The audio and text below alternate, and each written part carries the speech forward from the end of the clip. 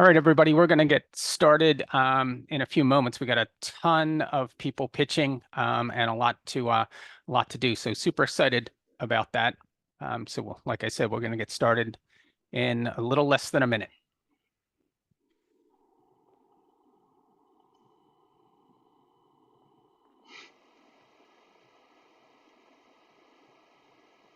All right, here we go. Don, did we start the recording? I think we did. Hi all. Thank you all for joining our Founder Institute series. My name is Bill, and along with Don, we're two of the local leaders for FI in the Philadelphia, Pittsburgh, and Princeton area. Together, we have over 30 years of experience in the startup ecosystem, and we're proud to provide education and support to the next generation of startups. Today, I want to tell you a little bit about our accelerator. We're going to meet the panelists, and then we're going to roll right into the pitches by some of our local founders. There'll be time for Q&A about Founder Institute after the session, so use the chat feature to queue up any of the questions that you might have for us. Please add your LinkedIn to the chat if you want us to post for networking with all of the participants. So who are we? Founder Institute in Philadelphia, Pittsburgh, and Princeton is about 3 years old. We have over 100 mentors and have graduated over 28 founders through our intensive program. To graduate, a founder needs to be committed to their company and ready to scale. FI is hard, and for those that drop, they're still supported through FI's programming and can stay connected to our mentor network. Great founders find a way. FI fits in a perfect spot. Our focus is on providing individualized expertise, a structured framework, and experienced mentors to help founders know what they don't know. There are many programs and tools to educate. FI takes it to the next level with a Navy SEALs type program to create fundable enterprises. Our reputation for graduating quality over quantity puts people on the fast track to funding sources. The list of local and global graduates is impressive, and you can learn more at fi.co. FI has a proven selection process, or entrepreneurial DNA assessment, to admit founders, not just your idea, to the program. The local chapter following FI's intensive curriculum provides the connections and skills needed to help you build your scalable growth company. Many of our mentors are FI graduates, others have exited, and their goal is your success. In Philadelphia, Pittsburgh, and Princeton, we've tapped into an extensive local mentor network. Mentors host office hours, present on various topics, and become an important source of feedback to you. We constantly add and subtract mentors to provide quality support and encourage all the mentors to include the depth of their network. In addition, FI has an extensive global mentor network to give an even greater perspective and value to the cohort. Mentors are rewarded through the Equity Collective, but only if they add value to your experience. You can see a listing of our mentors at fi.co/Philadelphia. We run the core program, and the program's designed to meet founders' needs based on their stage. Founder Lab would be the next step for most graduates, and our goal is to prepare founders for that step. After funding Lab, companies are matched through our venture network to funding sources. The FI Venture Network is growing daily through the global commitment of sourcing quality VCs, as well as the proven caliber of our graduates. FI is dedicated to the startup ecosystem. All local leaders go through an intensive development program. Our VC Lab program launches VC firms and has its own accelerator to help build careers in venture financing. FI Keystone is committed to your success. What attracted me most to FI was my own interactions with founders. Many were missing key knowledge in company building, and they didn't have the bench strength of key advisors. I'm grateful to be introduced to the program, and together, we're continuing to grow the Keystone program to meet the needs of the founders, mentors, and investors. We have some exciting events coming up, both in person and online. Check us out through the QR code. Our next cohort starts September 10th, and we have sessions then running Wednesdays starting September 11th for 14 weeks. Now, let's meet the panelists and then on to the program. All right, so first up is Peter. So Peter, if you tell a little bit about yourself as a panelist. Hey everyone, my name is Peter Camille. I just did my first, session here in the spring as a mentor, and just had an amazing time. My background is I'm a serial entrepreneur. I've launched 2 companies and grown them to over $1 million in revenue, and I currently work with startups, more so in the AI and Web3 space, and helping them go from 0 to 1. Specialize in helping them, validate their product idea, build MVPs, and find product market fit. I'll put my information in the chat, and feel free to reach out to me. All right. Thanks, Peter. And now Orly. Hi, everyone. I've been a mentor now. This is my 4th cohort, I think. Anyway, I like to say I have one superpower, which is that I make fuzzy clear, and I call myself a facilitator of light bulb moments, because I work with founders and solopreneurs to clarify and communicate their zone of genius so they can attract more of their ideal clients and grow their business. I'm also an author, and I'm working on my 2nd book. My 1st book, Ready Launch Brand, The Lean Marketing Guide for Startups, was published in 2021 and was endorsed by Seth Godin. This book that I'm working on now is going to be the female guide for entrepreneurship, and it's called Why Not Me? And I'm looking to get that published in hopefully Q1 of 2025. And my LinkedIn information is in the chat, but I'll put it in again. Thank you so much for having me. All right. Thanks, Orly. Next up is Ellen. All right. We'll skip Ellen. We'll go to Gary. Next up is Gary, and then we'll come back to you, Ellen. Hey, I'm Gary Cohen, and I'm also a current mentor with FI Keystone. Last cohort was my first.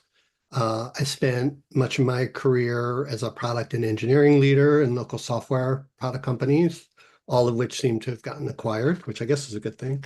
The last few years, I've been consulting with companies large and small to help them with organizational design, product development, and leadership.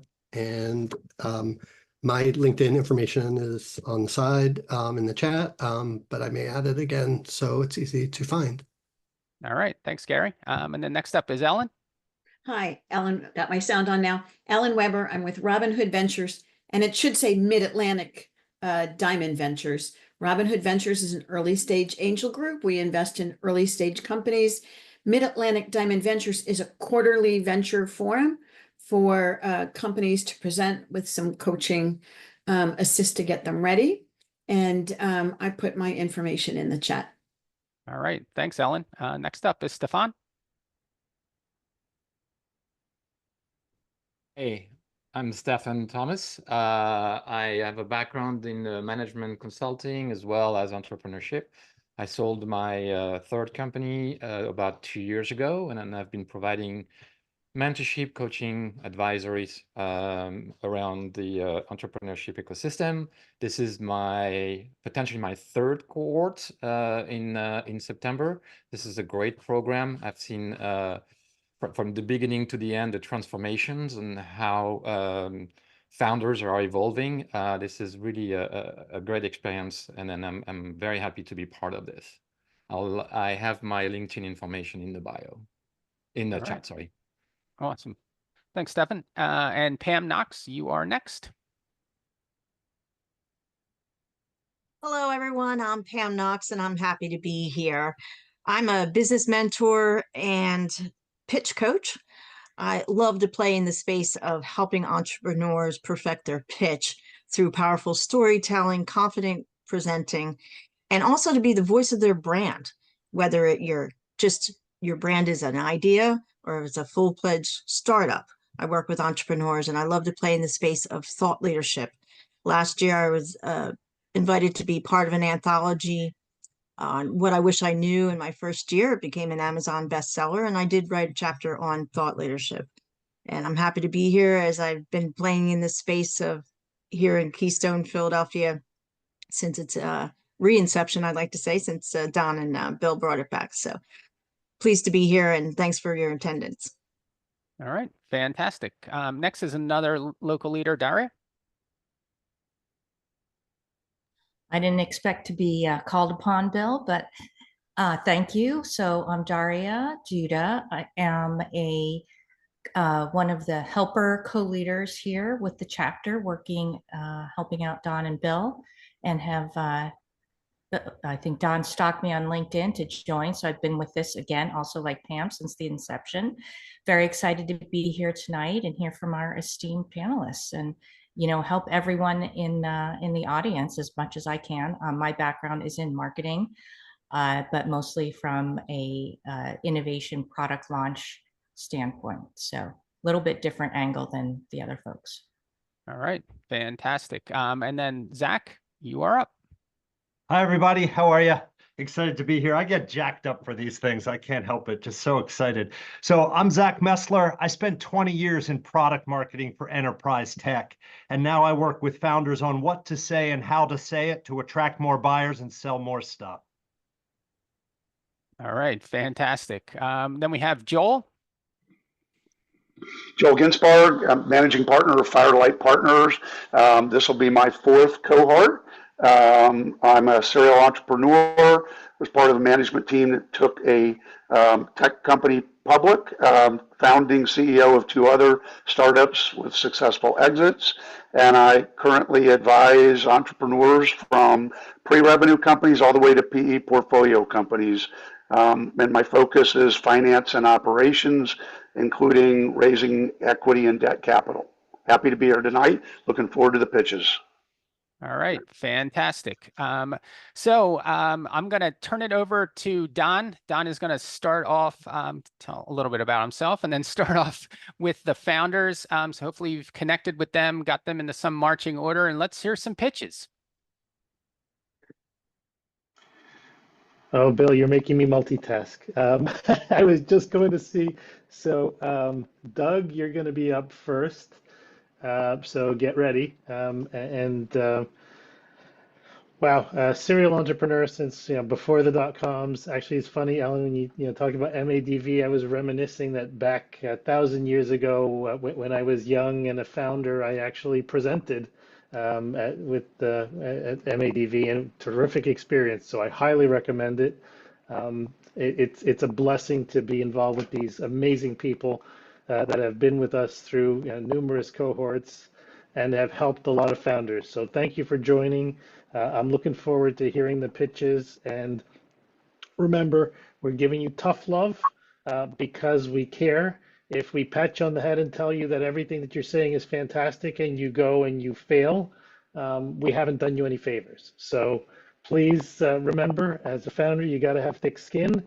We're going to try to help you as best as we can. And then if you want to reach out and yell at me later, that's perfectly fine. So with that, Doug, if you're ready. Oh, Bill, I guess we have to promote people, correct?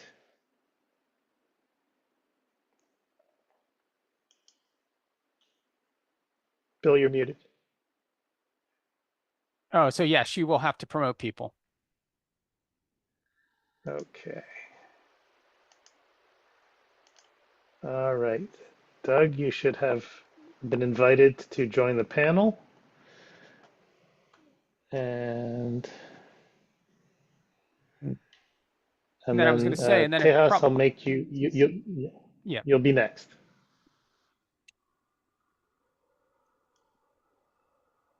Doug, when you're ready, share your screen and let's get moving. Let me share my screen here.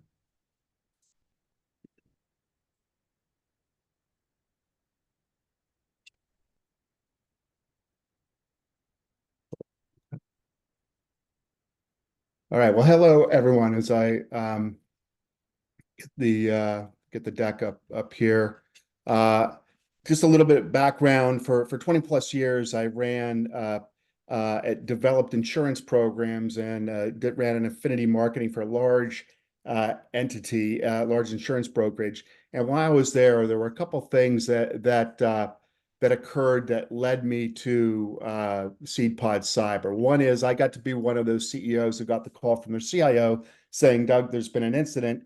And I got to sit into daily meetings with lawyers and forensics and our IT people trying to figure out what happened and how to get through it. And we were a large company.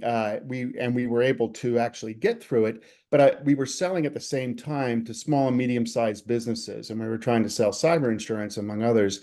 And I wondered how the heck could they get through something like we got through. And as I looked at that marketplace, I realized that it was from a number of different places. It was a broken marketplace, especially for that small and medium-sized business. The insurance itself is complicated. The application process is frustrating. It's expensive, and actually, from an insurance carrier standpoint, you really don't know what you're writing. You're relying on antiquated applications and underwriting that really has no actuarial basis.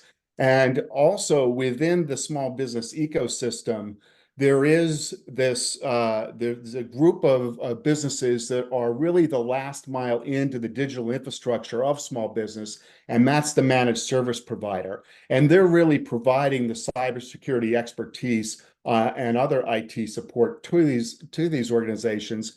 And they're also having to deal with filling out the technical part of the applications. They're having to deal with questions coming from their clients, trying to navigate the cyber insurance landscape.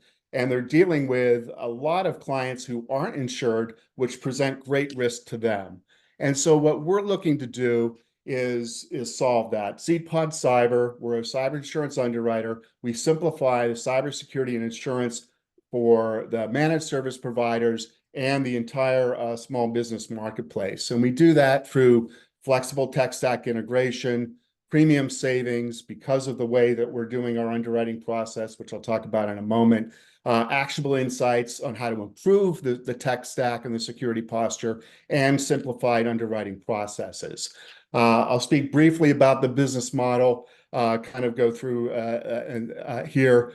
It basically involves partnerships, leveraging our affinity background with partners with managed service providers, other solution providers, insurance brokers, where we embed our underwriting criteria into the tech stack that those partners are providing the small businesses. And through our integrations, we pull telemetry and begin applying AI to assess the risk on a continuous basis. And that yields savings. We're averaging around 30% so far on premiums, and then we have additional credits as part of our risk assessment process.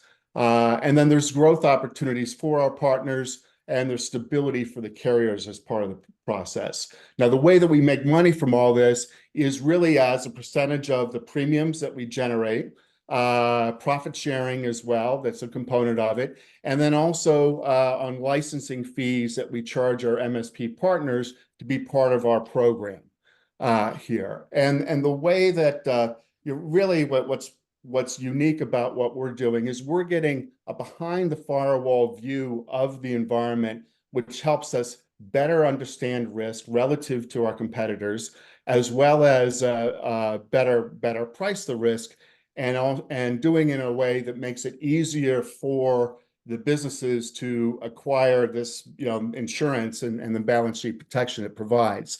We're also in the process of applying analytics, or in correlating the data that we get from the telemetry and information from the MSPs with claims data, so that we can apply machine learning AI to do predictive analytics, as well as to prioritize what actual solutions, security solutions, are best promoting risk, and what should be the priority for an MSP or a business to take advantage of.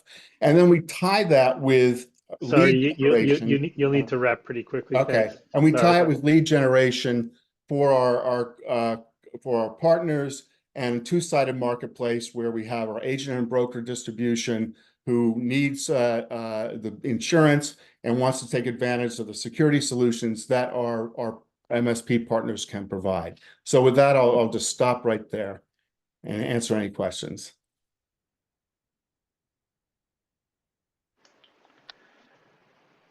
Okay, terrific. So far, I see Gary interested in giving some feedback. So and then Zach. Yeah. So Doug, I mean, a nice presentation. I think there's a lot of opportunity there as you describe the marketplace, and especially if it's you know, if people aren't pricing the risk properly in the market. So that's a big opportunity. It's also a big risk. But what I got out of your presentation was sort of in a very basic sense, just like with car insurance now, they have apps you can put in your car that gives them a better understanding of how you actually drive. You're doing something similar inside their firewall, and helps better quantify what the risk might be, and also you can give them tips to improve their security profile. So all that's good. I do think it's very confusing, like a lot of moving parts, a lot of different people involved in it, and I'm also not so sure how much certain people are willing to let you inside the firewall, or and things like that. But I guess the market will figure that out. But those are just my initial impressions from what you talked about. Yeah, thank you. All right, Zach, I think it's me. There he is. Hey, Doug. How's it Hello. going? Good, Okay. good. Oop, I think you're on mute. Doug, maybe if you There stop we go. sharing. Yep. Hi, Doug. I have a bunch of rapid fire stuff for you. And as Don said up front, this is all in the realm of getting better. So Yep. first off, from the get-go, show yourself, right? Yep. You Yeah, got I to get didn't this realize going on. that. Yeah, I didn't Yeah, you realize. got to get this going on, and then Yep. have it ready to go. You want it ready to rock, so you're not searching, seeing your Right, screen, all right. that. If I'm you, I want to get that opening a lot tighter. Now that comes with practice. It comes with being purposeful with it, but it comes with practice. When you get it right, and it may take a little bit to get it right. Once you get that right, just practice it again and again and again, repetition. As far as the core message goes, first off, I've had MSPs. I have a couple MSPs who are clients right now. I've worked on the vendor side in the channel world too. I totally get the problem that you're addressing here with cyber insurance. First off, I'd kill unless through doing, you find that you need to have the word security there with cybersecurity so that people connect the dots. I'd consider killing that and just being cyber insurance right? Or there's the problem is in cyber insurance, not in cybersecurity. That's what you're addressing. And I think you add some confusion there. What I want to do, if I'm you also, and if you're part of FI, we can do this together, is I want to get a little more specific on simplify, right? Simplify cyber insurance could mean so many different things. And so I want to get that a lot tighter. And then the last thing, this is super nitpicky, but it makes a difference. You said designed to reduce, one of the slides says designed to reduce cyber risk. Think about this. Just because something's designed to do something doesn't mean that it does it. And so when you say designed to do something, it's super nuanced, but it's a weaker message than it could be. And I thought of one more thing. I know this is kind of frenetic here. One more thing. I'd want to tighten up those slides. You don't need so much stuff on your slides. When you're going into the financials, showing your team, that's fine. But when you're talking the problem, you want people focused on you, and the slides are just there helping out. Right.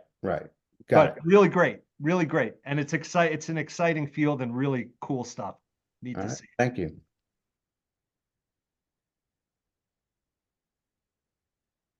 All right, fantastic.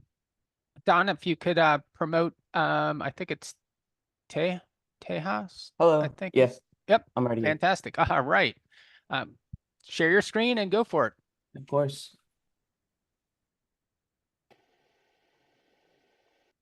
Am I sharing? And I'm muted. Yep, Yes, you're sharing. you are. Yep, and you have about 3 minutes. Okay, got it. Hello, everyone. My name is Tejas Savaya. I'm the founder of TimeWise Calendar. I'm solving the problem of time inefficiencies, blockers, and dependencies among projects and clients for entrepreneurs. Oftentimes, these entrepreneurs have to wear different hats, keeping track and figuring out what to do next often leads to serious time constraints. And the way we're solving this problem is by utilizing AI agents. Not all entrepreneurs are the same. Some have experience, some are novice. Same with projects and clients. They should not all be treated as equals. Some might bring in more money while others might burn through cash much more faster. So we're evaluating the cost, value, impact, and novelty of each task, project, and client. By understanding these factors, we help entrepreneurs plan their day and week accordingly. So let's take a look at some of the existing alternatives. My two main competitors, UseMotion and Reclaim. They're both founded in 2021 and 2019, respectively. And I feel for these two solutions, they're a bit early to the market. And what do I mean by that? I mean they're pre-LLM era. They already have a set way of doing, a set way of scheduling tasks, but they're not in the context of AI agents. I talked to well over 100 of their users, and their two main complaints is that it still requires a lot of manual input and planning, and for UseMotion, it's still a bit too expensive. So I would like to think of it as, they've already done the product market fit for me. So I would be able to catch up to speed, and which with a much more smaller team and funding.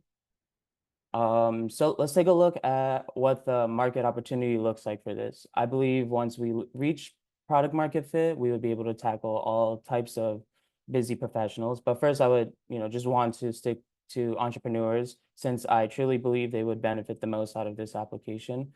And let's just say we capture around 1% of this number. This would lead to around 800,000 users, and which would result in around $10 million worth of monthly recurring revenue. But what does that even look like? What does 1% even look like? What does the marketing have to look like to get to that number? So for my go-to-market strategy and my main market strategy afterwards is going to be this founder-led marketing. I would do so by providing value for topics within software engineering, productivity, and general advice for other entrepreneurs. For our main business model, it's a standard software as a service model where we set a set amount, around $10 on average, to our users. And something later I want to get to more in the future is this idea of a project management as a service model. It's a place for other companies to come in and outsource their project management. So where are we in this timeline? Where are we in our process? So we're going to begin beta testing this Monday, actually, with around 20 users, and set to release our You're MVP. at 3 minutes.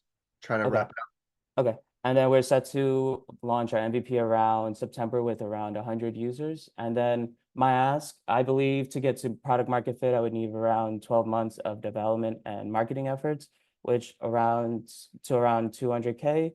And with these numbers, I believe I can get up to 25,000 users, which would result in $3 million in annual recurring revenue. Yeah, I would love to hear any feedback, any questions from everyone here. Go for it. All right, fantastic. If you could stop sharing your Yeah, of screen. course.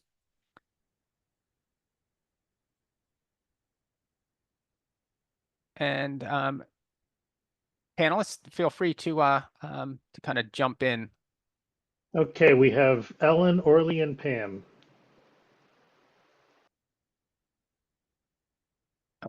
Ellen, you're on mute. Sorry, there's noise in the background here. Great pitch, and you included a lot of important components, which I want to highlight. The competitor slide is important, the timeline and milestones, the ask. People don't always include those. They are super important. So thank you for putting those in. So I gotta say that I don't know why I got lost on the first slide. I don't know the name of your company, and I need to see it throughout the presentation so that it drives it home. You had a competitor slide, which was great, but you didn't use it. You didn't leverage it as much as possible. That slide should tell the story about why you'll win. So you want to highlight your company so I can see which one is yours. And then it just should be so obvious to me when I look at that slide why you're better than everyone. So it should be less texty, more X's and check marks, and just super clear. And it should tell the story about we're the only one that does this thing, and that's why people will want this. And then this is a really little thing, but you need a vanity email. Okay. So little things, but what is the name of your company? TimeWise Calendar. Okay. Thank you. Yeah, appreciate the feedback.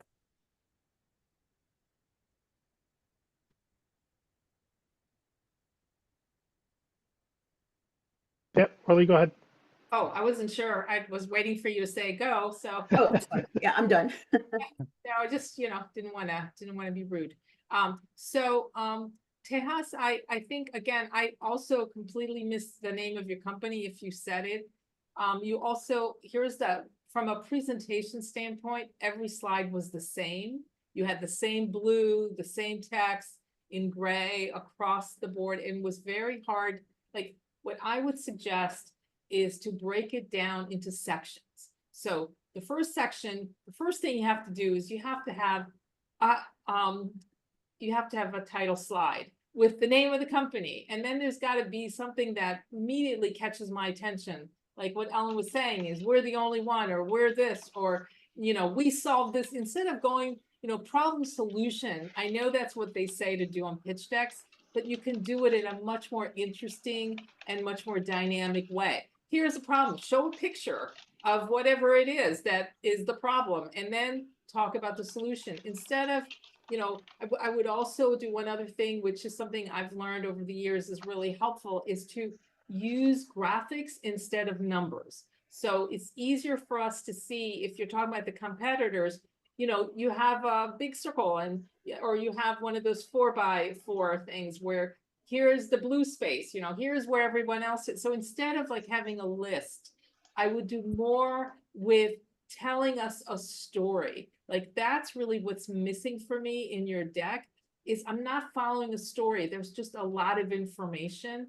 And I would also say that, don't make every slide the same, break it up into sections, like I said. So you could have, competitive analysis, and then you could talk to competitive analysis.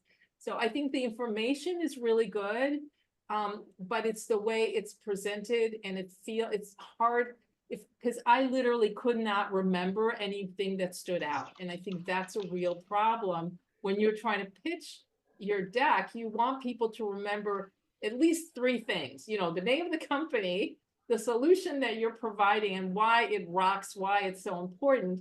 And then something about like showing why you're a good investment. Because if you're asking for money, you want to show immediately, like people should be remembering the slide that says, oh, this is us, and this is why we're worth investing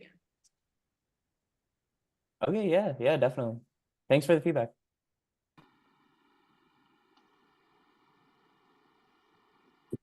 Hi, Tejas. I just want to add that I did get the title of your company. I have it written down. So, Thank you. But maybe you didn't linger on it. But I do Right. support and echo what Ellen was saying in terms of it is helpful if it is prominent and you're repeating saying it. So again, it's sinking in as you're saying it to the name of your company.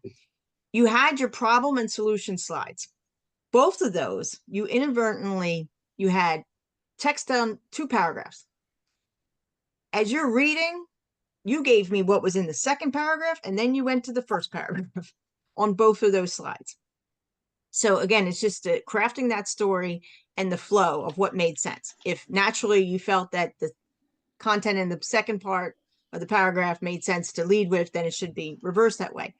However, having said that, your slides and everybody else listening in is the slides are like that best supporting actor. It's not the actor. And you are presenting your brand, and you're either telling it to me verbally or I'm seeing it on the slides, but you don't want it to compete with each other. And a lot of your slides, and I'm not calling you out directly because I see this often in pitching that the work that I do. So you want to decide, does this make sense to talk about? Does it make sense for me to read it? Because what happens is I find my eyes and you're like, where is he on the slides when you're getting bogged down in the content? There is opportunity also to put more graphics in. And I do agree with the competitor slide. in terms of how you might call that out. However, more specifically, graphics aside, you have limited time in these pitches, and it's like valuable real estate. And you gave a tremendous amount of time talking about the competitors. Thanks for the pitch for the competitors, right? As opposed to showing some of the things, but like leading in and leaning on, here's why we're different. Here's what we went after. It was a gap in the market. And then I just want to say specifically a little bit on the confidence aspect of it. And I know this is something that builds over time as you practice the pitch, but even little words of, we all have those filler words, right? That we lean on, but it comes across sometimes as lack of confidence. But there's also ways that you put on your slide, my ask. You hedged it with, I believe, repeatedly. So that being more confident of, this is my ask, this is what we're doing, and convey that confidence. So good start. Thank you. Yeah, thank you. Appreciate it. Thanks, All right, Pam. fantastic. Yep.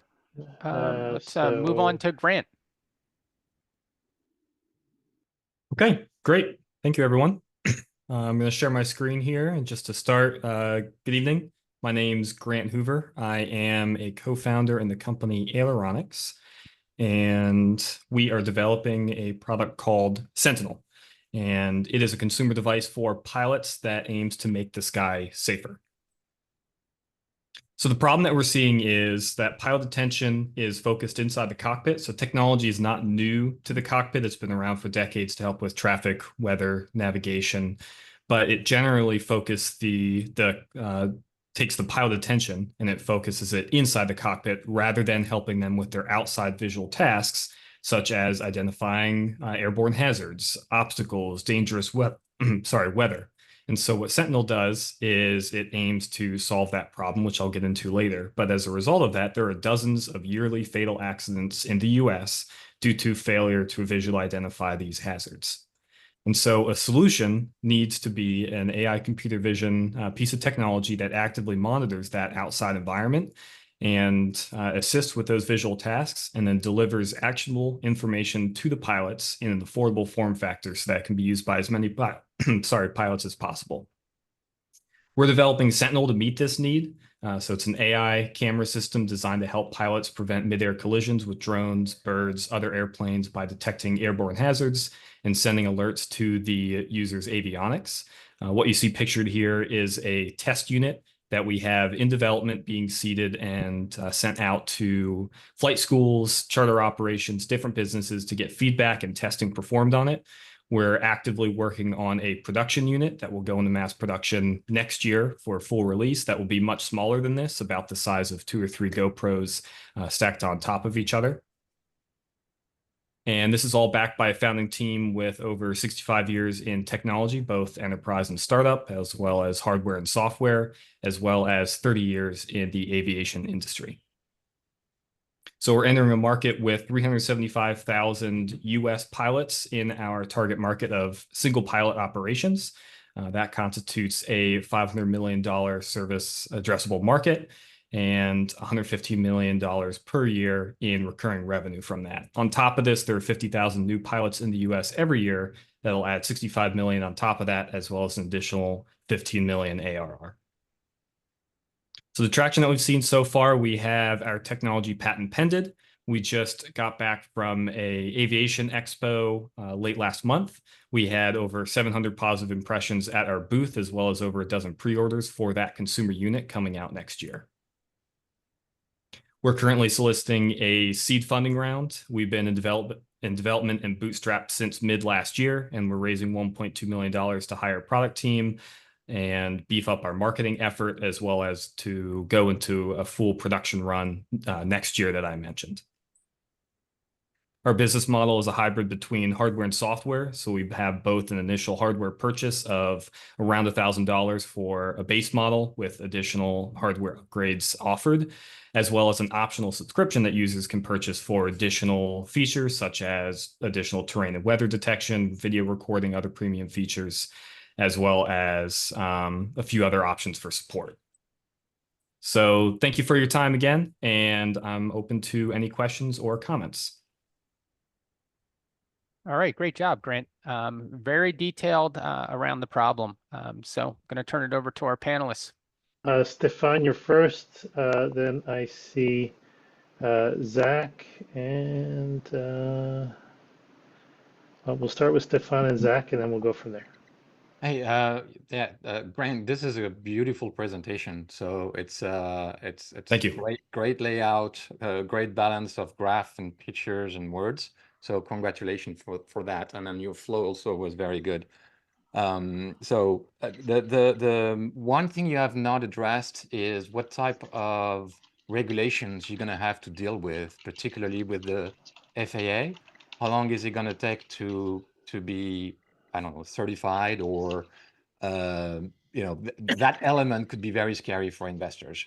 So you don't need to have a specific answers about like it's going to happen next week, but you need to at least talk about the fact that you're going through this process, you've started those discussions, or whatever the case might be.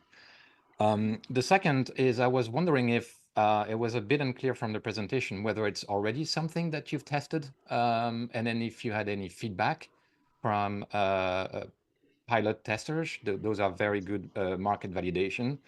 And then the third, most of your slides are really good. The one that I couldn't get a quick understanding of is when you're sizing the market and then when you're sizing your company. It was a bit unclear.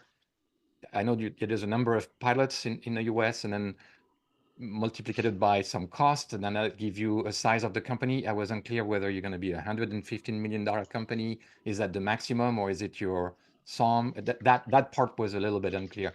You also selling dreams to the investors on those data, so it's important to get it right. Okay, I appreciate it. Very quick answers for the regulation side. It's a portable electronic device. There is no FAA approval needed for it because it's not permanently installed. We have about 100 hours of testing time so far on it, and that's building. And for the market slide, I appreciate that feedback. I'll definitely take that. So that's great. So at least make a point of it somewhere, because as soon as you started, I kept on thinking about that. Appreciate it. Thank you. I'm going to build on what Stefan was saying. When you are giving a presentation, there's risk, right? Investors are writing checks. It's risky. You need to de-risk everything possible. Your concept in particular, as Stefan was mentioning, there's a lot of risk built into it. Regulations, will it work? What happens if it doesn't work? All of those kinds of things. So what I recommend, and it's in the video I mentioned before from Vinod Khosla, write down every risk that a person might feel, and then write down how you would de-risk it, right? And then build that into the presentation, because especially with yours, life sciences is the same way. You have to help the investor feel like you understand the risk and you're on top of the risk. Does that make sense? That makes sense. Yeah, that's a great tip. Okay. Thank you. So that's fantastic advice. That is product marketing, right? That's addressing an objection before it becomes an objection. And I want to say one more thing that Ellen said in the chat, in case you missed it. She said, I want to know earlier that you're both a pilot and an IT developer, killer combination, domain knowledge and development chops. That's awesome feedback. My feedback on the message, this ties back to confidence. You said this and you multiple times, and you had it even on one of the first slides about what Sentinel does. When we're getting really clear and compelling with this stuff, we want to get as simple as we can. The root verb that you're using is aims. We aim to make the sky safer. That's not confidence. We will make the sky safer. Now, you might not feel comfortable saying that in certain industries. In healthcare, you can't say stuff like that, but I'm pretty sure you can. This is what we're doing. We are making the sky safer. This is how we're doing it. I want to talk to you another time about all this. It's just so cool. I did some work around LiDAR for cars, so this is just cool stuff. The traction slide was awesome. I love that. I love that you didn't just read that traction slide, but you talked about your most recent, the event you went to. And then the closing slide, just some positive feedback for you. Let's make the skies safer. That's awesome. Because what we're doing is now it's kumbaya. It's all of us together fighting against this thing, the unsafe skies. That is a recipe for success, my man. Thank you. And I'd like to chime in also. I had a great job with the presentation. The slides look great. Two things though, with the size of the market, you just listed the number of airlines. I'm sorry, the number of pilots, but are they really your target audience that you're selling to, or is it really the airlines that would be purchasing these, or the plane manufacturers? So it's not clear who your customer is, because I don't think it's the pilots directly, unless, you know, for people that own private planes. It is the pilots directly. That's where the 375,000 single pilot operation pilots fall into. So we're aiming the general aviation Okay. as well as the small and medium charter operations. The airliners have a lot more regulation. They're a future step in the company, but the Gotcha. initial target is GA. Okay. And All what right. about the OEMs themselves, the manufacturers of planes, actually?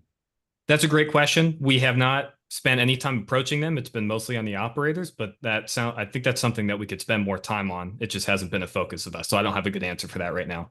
And then once someone has this information of, oh, there's a bird approaching, a balloon, a drone coming my way, like what's the pilot supposed to do? Are you considering phase 2, like a laser that can just take them out, or like what's the Okay, plan? guys. Yeah, I love the enthusiasm. We'll talk offline.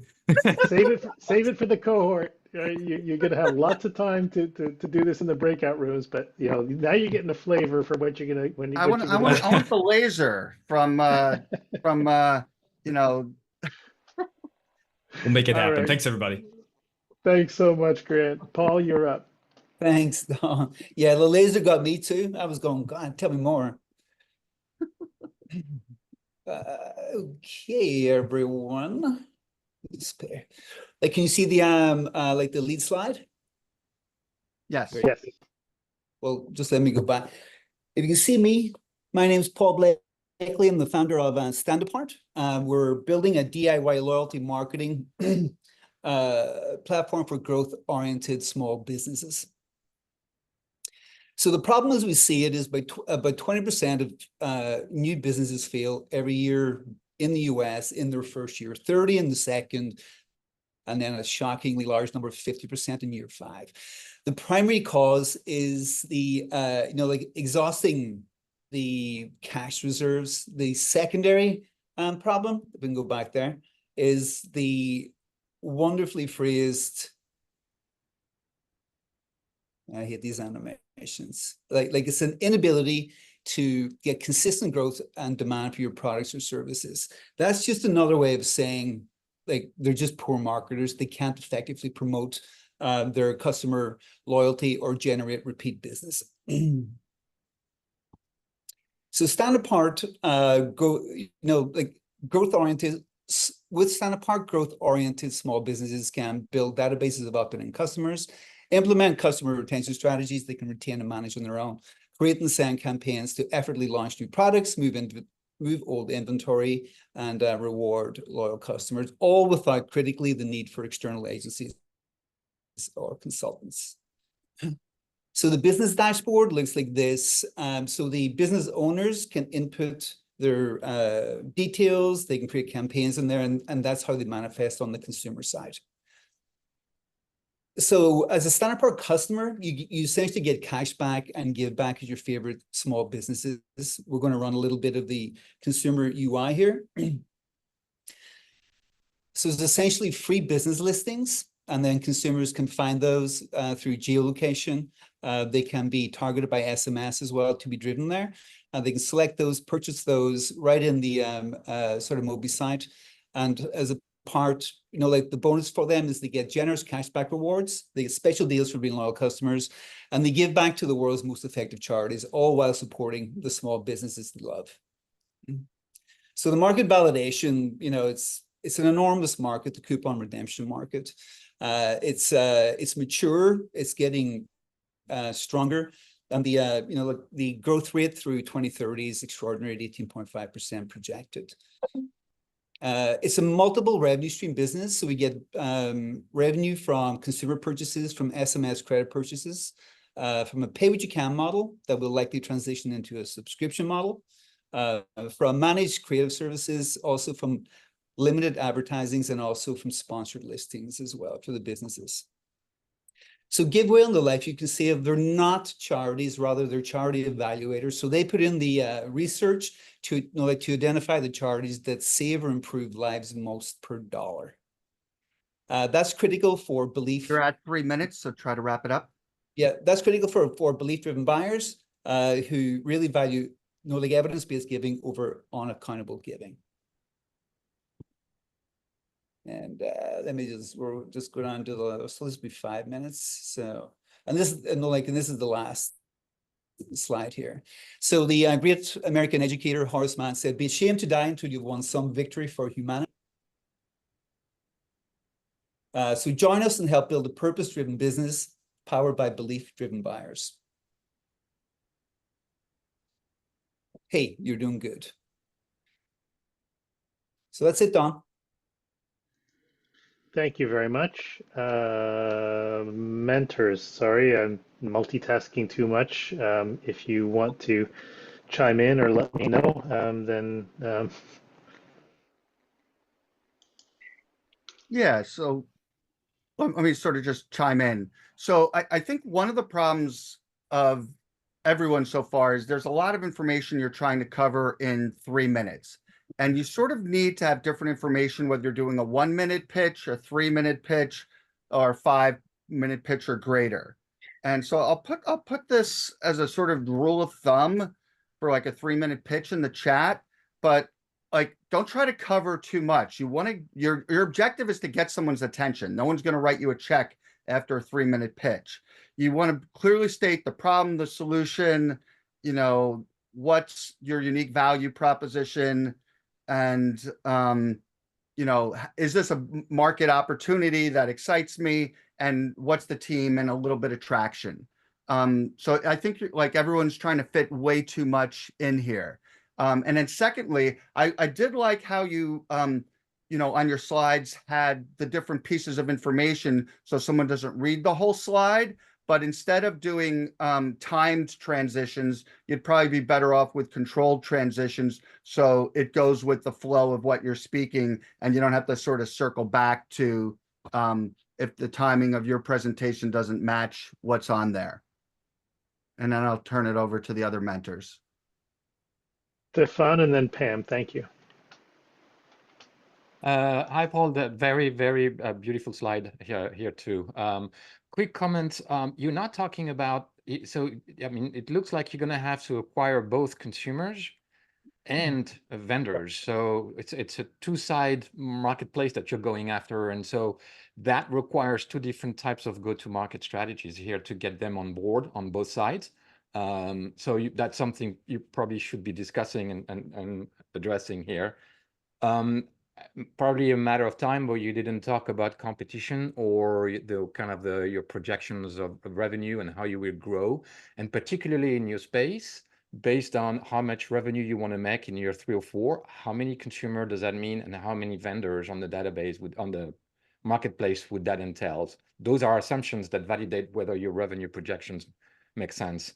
And then finally, I got a little lost. I don't know if it's only me when you introduced the Givewell, the charity concept. That lost me. I could not connect it back to the restaurants that you were showing some delicious sushi from. So that message got me. I got lost. I don't know if it's only me, but and then lastly, the team. Maybe you didn't have a chance to talk about why you're the right people to do loyalty programs for small and medium-sized businesses, but it's always good to be able to talk about it, even in a 3-minute pitch. Wonderful, great. Yes, and Paul, I'd just like to add, partly in that carry on that conversation on the sequencing, whether it's automatic, timed, manual, it's just first asking myself, how do I want the transitions to serve me as a presenter? And also, what value do I want them to add to the presentation? because even if your timing was matched up better than it was tonight, it's just the idea of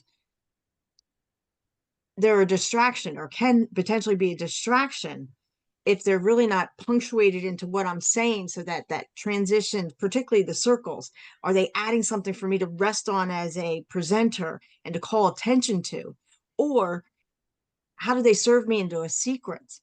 There's this idea that I sat here listening and watching, and I just felt like it was, oh, and there, and there. I felt like it was one of those games where you have to shoot and hit it, because it just had me over. And it was a bit distracting, as opposed to how's it serving me for my understanding or serving you as a presenter.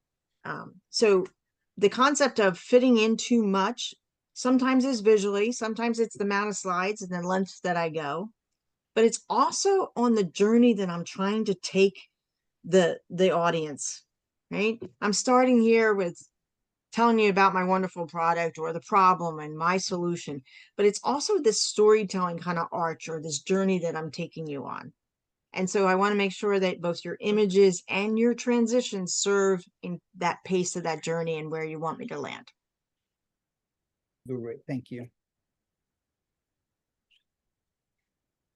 All right, All right. fantastic. If you could stop sharing your screen.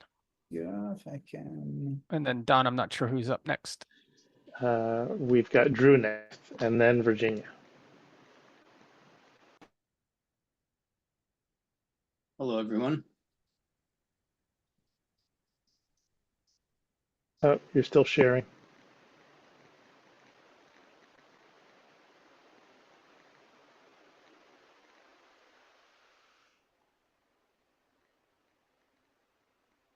Ah, there we go. Okay. Hello, everyone. My name is Drew Williams. I am the founder of 3D Thoughts. I am creating a product for digital artists and creative businesses to fully leverage 3D printing. So, what is the problem? 3D printing has a lot of potential.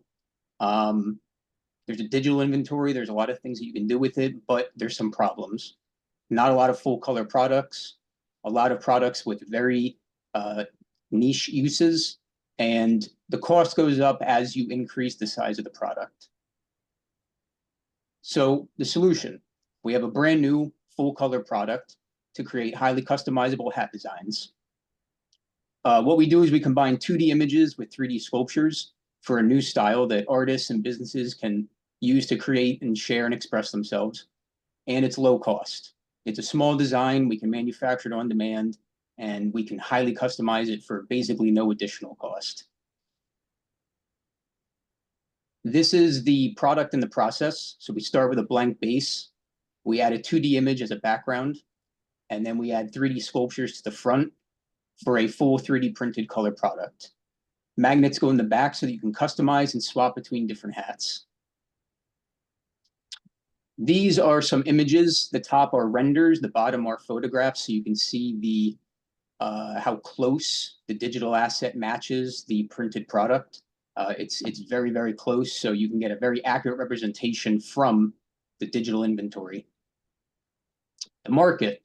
The hat and cap market size in the US in 2023 was estimated to be 2.5 billion. There's an estimated 40 million annual sales of men's baseball caps in the US.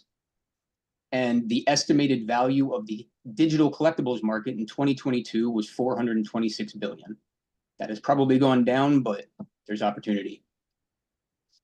So the business model, we design and sell new physical designs, and we could also potentially operate a digital market.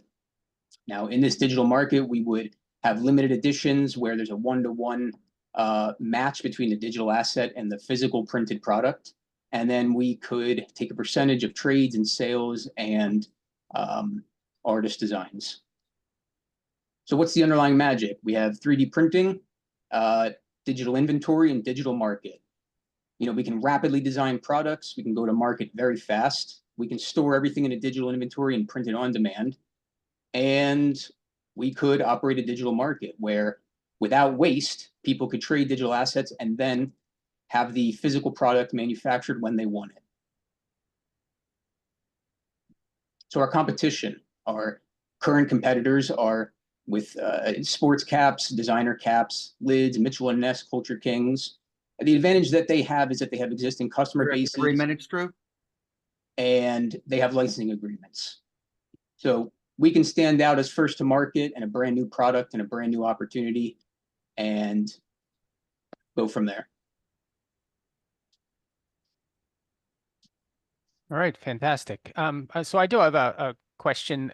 Is any of this proprietary, or is everything available off the shelf for any competitor? Well, I have a patent, so no, it's mine. Fantastic. Did you mention that in the presentation and I missed it? It's up here in it's patented, and then I have the patent info here. So it is in here, but I didn't hone in on it. Yeah, perfect.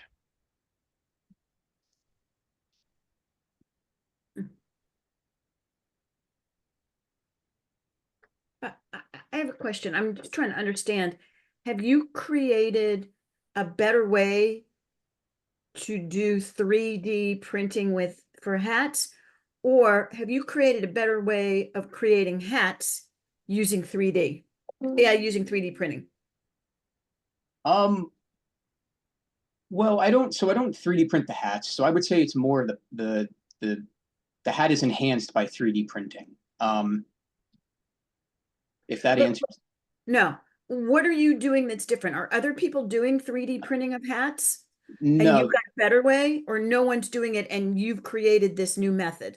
Right. This is the brand new method, first to market patent. There's nobody else doing it. The traditional way is embroidery. Regular baseball caps with embroidery, and this is a way to add sculptures.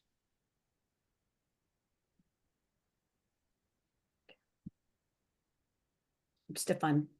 Yeah, so I know a little bit about 3D printing simply because that was my last company, which I sold about a couple of years ago, although it was more in the industrial space than it was in the consumer space. But so here you're using 3D printing to do the customizations of the picture you put in front of the hat, right? And so the story should be just about having customized hats. The way you make them is not as important unless you have some magical 3D printers that are performing better than others. I've always found that in that space of 3D printing, people are, like the technology so much, they are talking about the technology, but not what is the outcome. And the outcome is you're customizing your design. You're talking about a 3D inventory and a digital marketplace. I think that's your focus around the hats, as opposed to really talk about the manufacturing process or the printing process. So that's my kind of first reaction. And then the second is, I know this is customizable, so you're probably targeting customers, but there is, in the world of 3D printing, always this desire to do mass customizations, even though the technology is not fully yet there. But is there an opportunity for you to also go retail, based on customized brands, fashion brands, that would accelerate your sales process? Because here, if you're selling just to consumer that go on your platform, it will take, it's one hat at a time, so it will take a lot of hats to have a scalable business. Yes, I would absolutely like to scale it with retail if possible. As you can see here, this is these are very popular comic characters and well-known IP that I would be able to create with my product, and if I find the right partner, scale with that. And you would have to have IP arrangements with the owners of those. Yeah, absolutely. Yep. Yeah.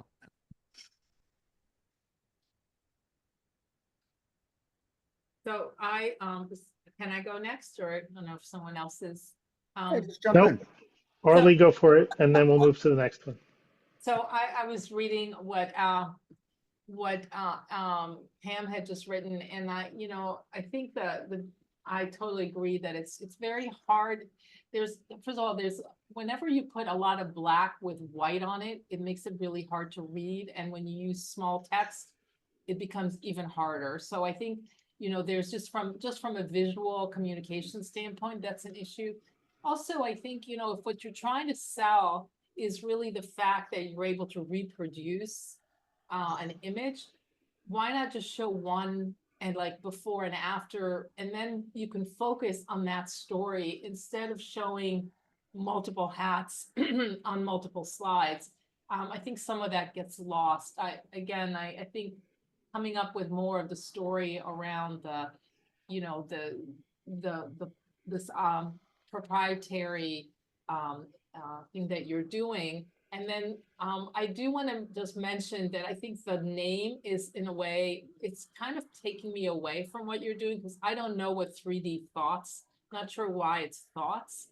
I mean, because what you're really doing is reproducing something using reproducing images. So, I mean, I would take a look at that and see, you know, really, what are you trying to tell us with the name? Because right now the name, to me at least, feels a little bit confusing. Sure. So just to clarify, the thoughts come in where it's, you know, this is supposed to be a creative idea. And so these are 3D thoughts. It's a sculpture that's attached to your, you know, your head. It's a 3D thought. So that's where the name came from. Thanks. Thanks. Okay, thank you. Virginia, if you're ready. Drew, you want to stop sharing? And then Virginia, if you're ready. Hi, good evening. I am. Welcome. Let me go ahead and share my screen.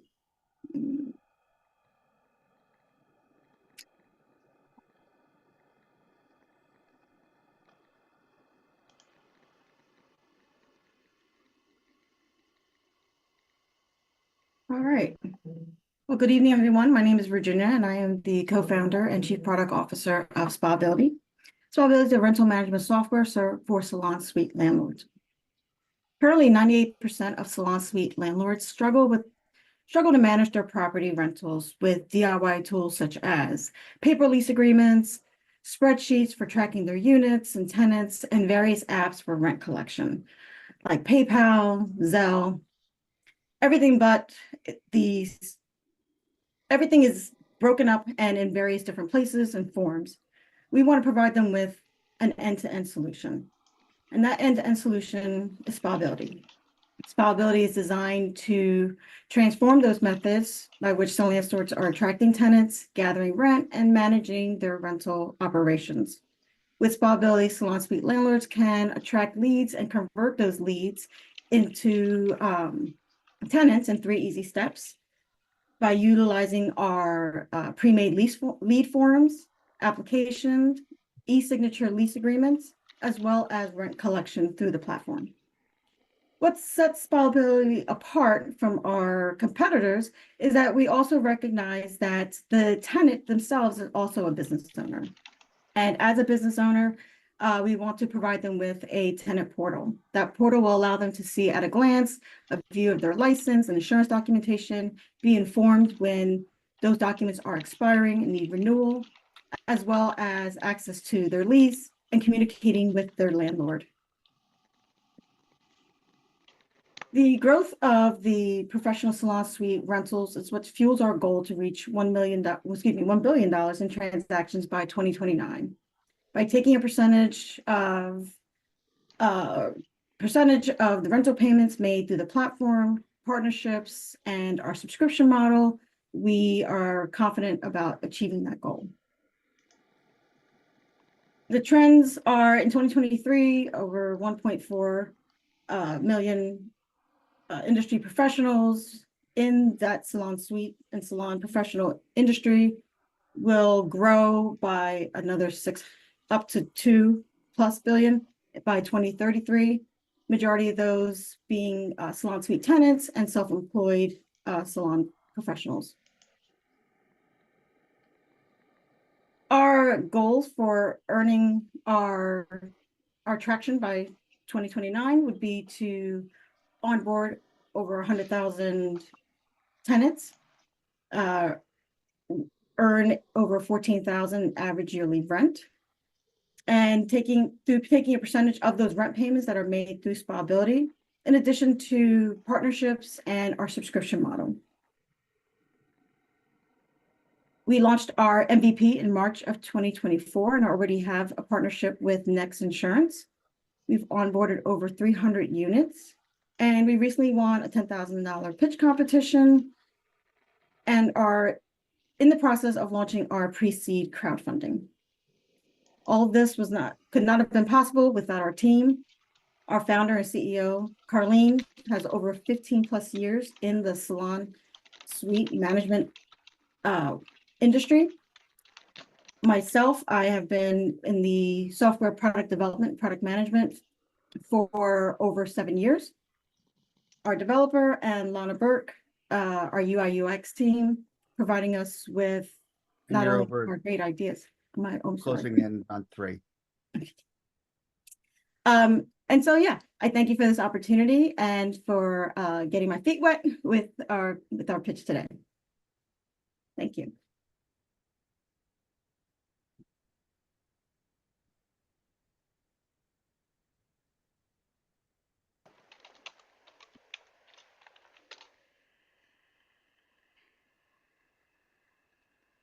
I can't find the unmute button. Sorry about that. Oh, so great job. So I did have sort of one question about the beginning from a problem standpoint.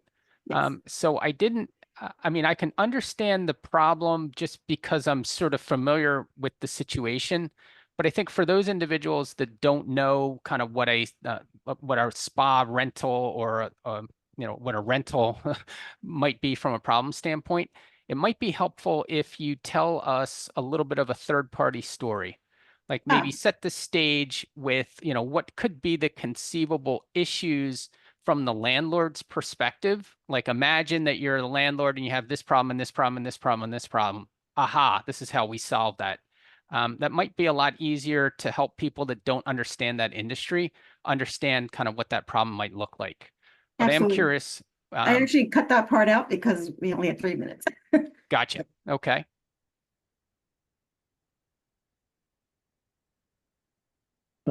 Pam, I think nobody else is raising their hand. Please go ahead. Okay.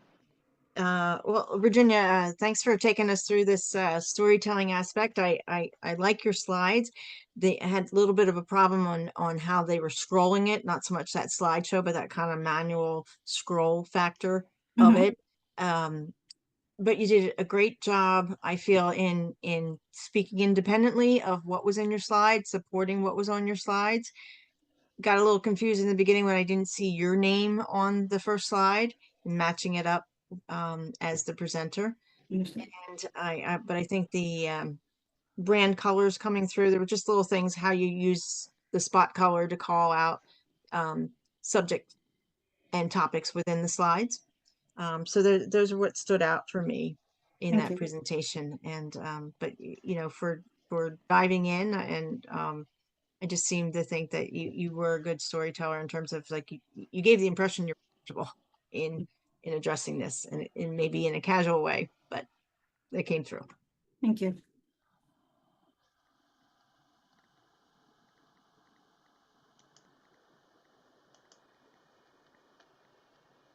All right. Fantastic. So Don, who is up next? Okay, we have Denzel next. Hello, my people. How you guys doing today? Let's Doing see. well. Let me share my screen over here. Can you guys see my screen? Yep. Excellent. My name is Denzel, and I am the founder of Perseni. We are the ERP for barbershops and salons in the United States. I've been working along Daniel and Christopher, a team of incredible engineers backing me up. And myself, I've been coding since age 11, creating solutions for big companies such as the NIH and Axel Informatics. In the past 3 months, we have achieved more than $13,000 in annual recurring revenue, with our customer bases growing more than 25% every single month. When I first came to the United States, I experienced the problem firsthand. Today, most barbershop owners and salon owners are spending more than 35 hours every single month counting tickets, calculating commissions, and tracking employees' performance manually, costing them more than $21,000 every single year. So we created a solution where barbershop owners can see how much money they're making in real time, they can track their employees' performance, and they can do all of that without having to lift a finger. At $1,300 per year per location, and 1,650,000 locations in the United States alone, this is a $2 billion annual recurring revenue opportunity. So, are you ready to join us to revolutionize the beauty industry and remove paper from the equation? Thank you very much. All right, short and sweet, but I would say probably a little too short, because you certainly had a little bit more real estate that you could have given us some more information on.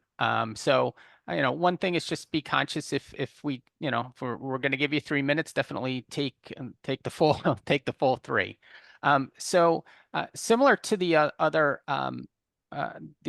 presenter, you mentioned that you have experience. I saw that in the first slide, but I think you might want to go into a little bit more detail. I think in terms of why your team, that kind of thing, just to help people feel some confidence that you kind of know the market and know what's going on. So that might be one piece.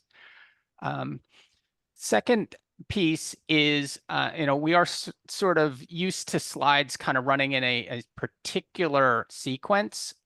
So shaking it up was a good thing, but it also could be a bad thing because sometimes people are wondering if what's missing is going to come next. And so they miss listening to the message because they're expecting, you to kind of define the problem first, in the first series and then move forward.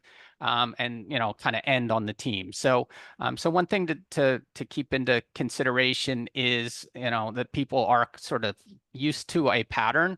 So if you interrupt that pattern, you really need to have a compelling reason to do that. But I am curious with some of the other some of the other panelists.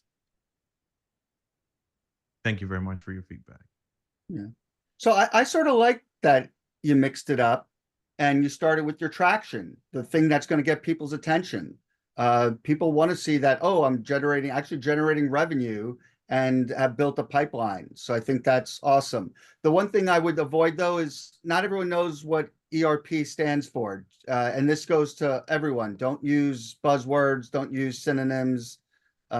Spell out the whole word, and then and you could say in parentheses ERP and then use ERP from that point forward. Okay. That makes sense. Thank you very much. Yeah, So it's funny. Hey, go ahead, Ellen. Go ahead. No, I was just saying, I put a comment to everyone. I forgot for a minute what ERP stood for, so I went to look it up. You never want an investor to stop and look a word up because then we miss the rest of your chat. So I'm amplifying what he was just saying. Yeah. And at the same time, I wanna shine a light on that too, but for a different reason. The concept that you're using, maybe not the application with ERP using that acronym, but the concept of ERP for barbershops, for this industry, right? That was strong. That's what, Virginia, I sent you a private note, and this is what I wanted to see from you. There was nothing from the last pitch that was like, this is what this is, property management for salon suites. This is, now I do know what ERP is because I'm in tech, but ERP for barbershops, I got that immediately. Now, some investors may not, but enterprise resource planning for barbershops, or coming up with a simpler way to say that was really, I thought that was really great. On the flip side, at the end, when you said, I don't remember the exact line because this one word always throws me off, is revolutionize. Don't use revolutionize. Everybody in tech uses revolutionize, and think, if nothing else, think about what a revolution is. A revolution is bloody and violent and really, really, really hard and really, really, really long. Don't use revolutionize. Find something else that ties back more directly to the outcome that you're delivering to those barbershops. What Thank do you you very like much, Jack. for a better word like disrupt?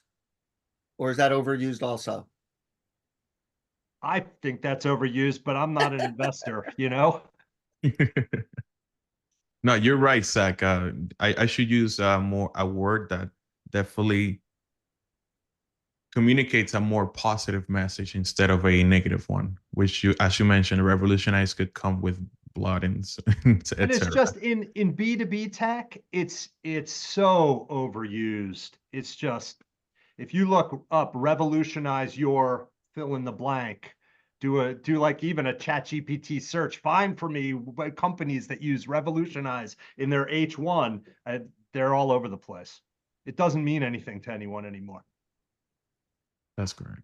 Thank you. I agree with Zach about revolutionize and disrupt. This is always everywhere. I also agree with this notion of like ERP, something for something, except I don't know if ERP is the right choice, because in the world of business, ERP are just gigantic, complex systems that there are tons of startups that are actually addressing the issue of ERP itself. I can't see a barber using an ERP either. So there might be some better metaphor. Just keeping that, maybe not ERP, maybe a productivity suite or something like that. But to me, ERP is very expensive, very complex, has lots of flaws. So that's on that. I usually prefer to hear the problem first and the solution you're bringing. And in your case, it's such a great story.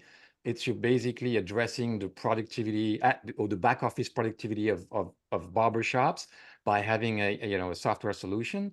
It's probably because you're not talking about the competition, so I assume that there's not a lot of tools out there, or if there are, you should probably be talking about them.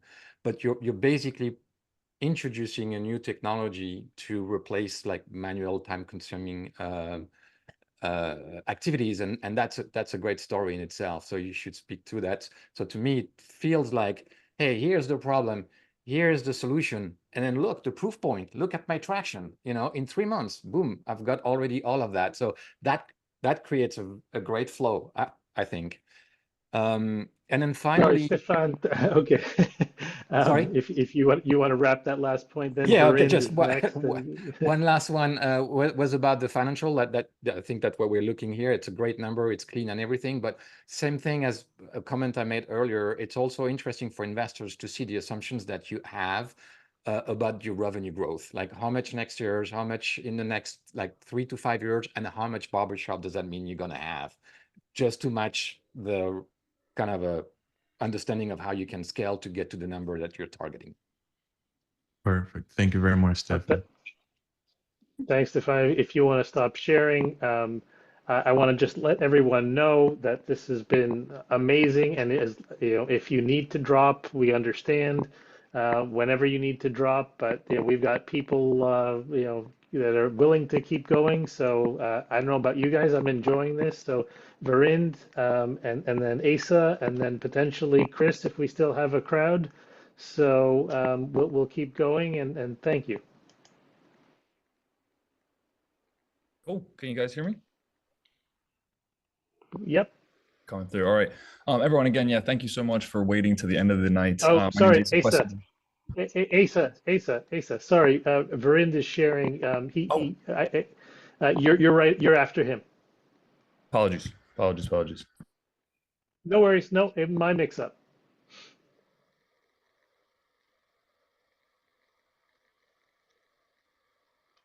Verind, we can't hear you. Okay. Can I get started, please? There you go. Yes, please. Okay. Thank you very much. I am Verind Gujral. I'm CEO of EVBots Inc. We are building mobile robots that will charge electric vehicle fleets. That's the keyword. And just to give you perspective, I have managed $1 billion worth of diesel fuel at a truck leasing company, which had 13,000 fleets and 300,000 trucks and tractors. So I understand logistics, and I'm very happy to be part of this project. As you know, that electric vehicle adoption is growing, and by 2030 there will be about 12 million vehicles and 178 million cars on the road. But the problem is the fleets are facing challenges of infrastructure, charging infrastructure. And because of that, they have to wait more at a charge. The drivers who are paid $100,000 or more every year have to wait at charging stations to get their delivery vehicles charged. And of course, if there is an infrastructure cost, if they have to build the infrastructure, it takes time and effort. And that is what we are trying to solve. We are bringing the battery to the vehicle. Our robots are bringing the battery to the vehicle at customer site. And just to give you a perspective, this is how it operates. A driver comes to the station and through the app says, charge my electric vehicle. And our robot picks up the battery and takes it to the vehicle, connects it, and the battery keeps on charging. So we are bringing the battery and solving the infrastructure, charging infrastructure for the customers. Now it's a huge market. It's about $49 billion market, but we will move in charging as a service market, which is about $1 billion. And we are in that we are focusing on light commercial vehicles, like for Amazon, UPS, DHL delivery vans. We already have 2 LOIs from our customers. Great Dane is one of them, who manufactures EV delivery trucks, and a parking organization called Geoparking Technologies. They want to charge the robo taxis with our product. Our model is very simple, charging as a service. We provide all the infrastructure, the customer pays on a per charge basis. You're at And 3 minutes, try to wrap it up. We have a value prop where customers will save a lot of money. We have a great pipeline. There are very good competitors, but we have our competitive advantage is that our robots can operate in all weathers, and no other company can provide tire pressure inflation and vehicle inspection services that we can provide. We have, in a short span of time, we have filed for patents. We are having a test site. We are testing our product at a customer site, Great Dane site, in Q4, and version 2 will be in Q1, and we will generate sales in next quarter. After that, in Q2 2005, we have great team. Brian Bayer is a Carnegie Robotics person. We have the prototype ready, and we will be testing that shortly. Great advisors and mentors.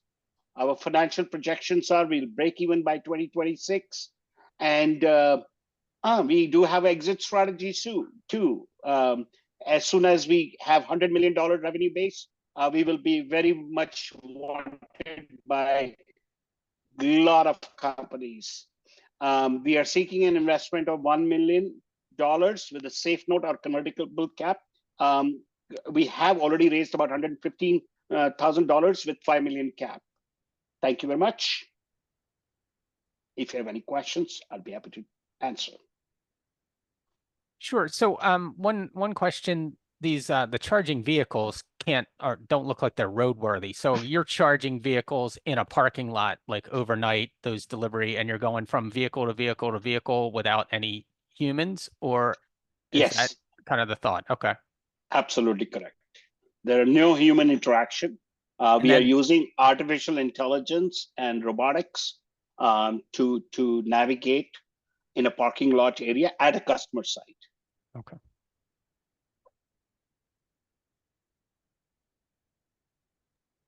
Stefan, go ahead. Thank you.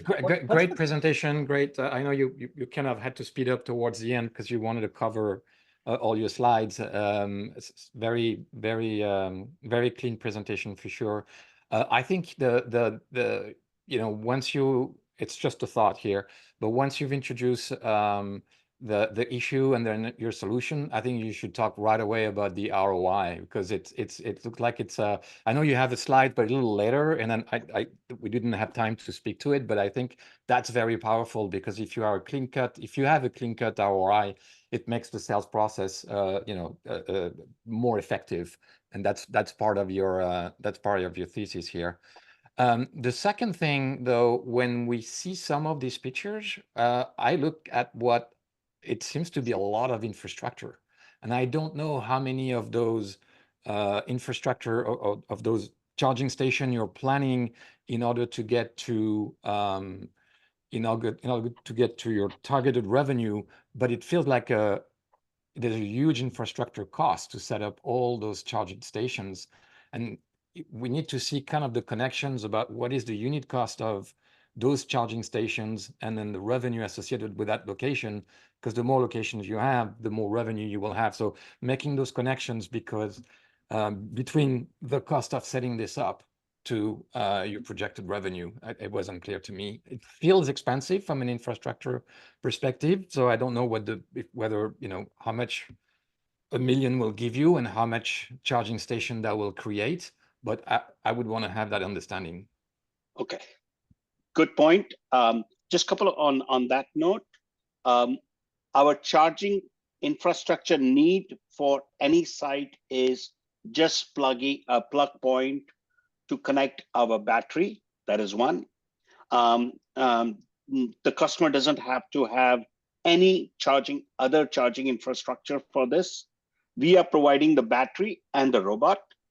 As far as the cost is concerned, our robot costs along with the battery system is about $60,000, and on an annualized contract, our ROI is 8 months, and we are creating a tremendous value of labor saving to customers too. So it's a great value prop for the customers, as well as we are also in 8 months recouping the product. And to answer your first question, how many sites are there? Companies like Penske has 400 sites, rental car companies, leasing companies, trucking companies, depots, FedExes, UPSs. So they have so many sites, and each site with at least 10 vehicles is a potential target market. But good points, Pam, noted. Quick input, and then we're going to move on. I'm just going to give you a quick input because I know we're running over at this point. I'd like to, your slides come off as very professionally, they're packaged nicely. My biggest comments are in the idea of the context of the time, because you're well over the time. And yes, you gave some added sideline stories, so to speak, right, in which to add context to what you're saying. But at times it derailed your time, right? And it also became, you got mired in some details that I'm not so sure needed to be in this presentation at this time. Rather to take them on this journey, hierarchy, prioritize your information, see how you can be a ruthless editor in some of it to get it down, and have them leaning in. And the best you can do is ask more questions, and then you go, glad you asked, and you can add something as you engage the folks. Perfect. Great idea. Great thoughts. Thank you. Thanks, Vern. If you want to stop sharing, and hopefully you'll, if you join us in September, you'll get a lot more feedback. And now, Asa, sorry for the confusion earlier. Yeah, no problem. Please go ahead. Can you guys hear me okay? Everyone, Yeah. Asa Questenberry. I'm the co-founder of Wavestock. We're building the world's first ocean-backed securities platform. I'm going to apologize in advance. I've spent the last 6 years out in Japan building startups, and they love data and information on slides, so I've trimmed it down as best I can.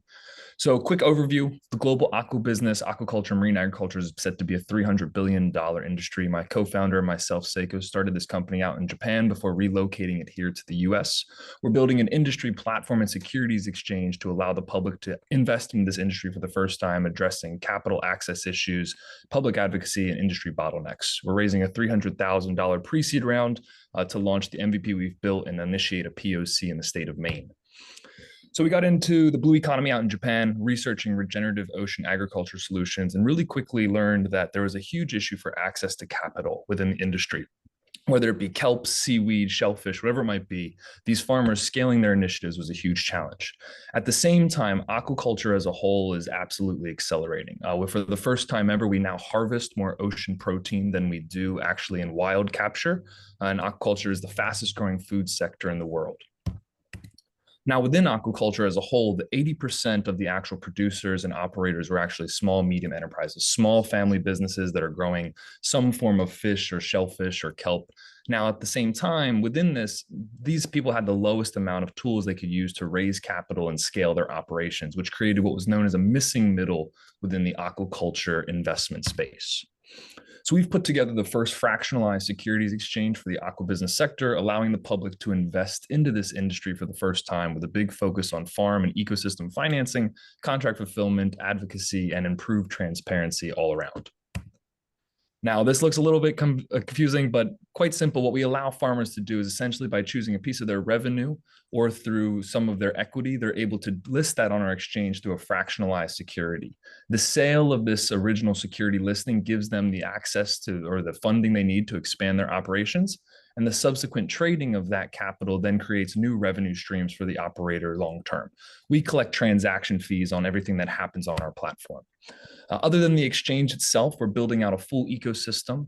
We're launching the Blue Economy Insights, which is going to be our de-risking platform, allowing investors and the users to get more information, more news and insights coverage of the different operations and industry as a whole, as well as a marketplace for producers and buyers to then fulfill contracts and move the industry, especially connecting groups between the East and Western hemispheres, which is a huge divide right now.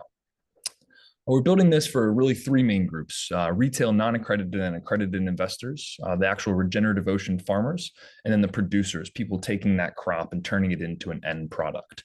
So on the far left, you've got groups, the general public that might be eco-conscious, they've got some spare cash they want to invest, and they really want their money to have a positive impact and make them a return. In the center, we have Bill. These are going to be our farmers that lack that access to capital. This is our primary target market. They lack access to capital. They want to expand operations, and they want to get to buyers outside of their region. And then finally, we've got Chelsea, our producers that are looking for consistency. You're at 3 minutes. Groups that want to actually provide and can help them really grow their own product.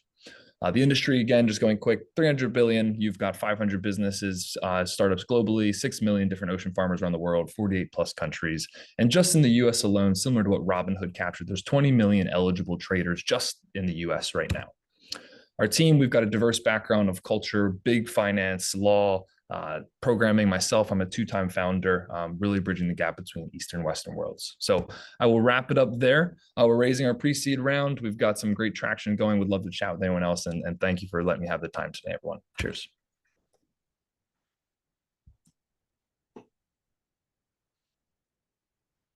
All right, fantastic.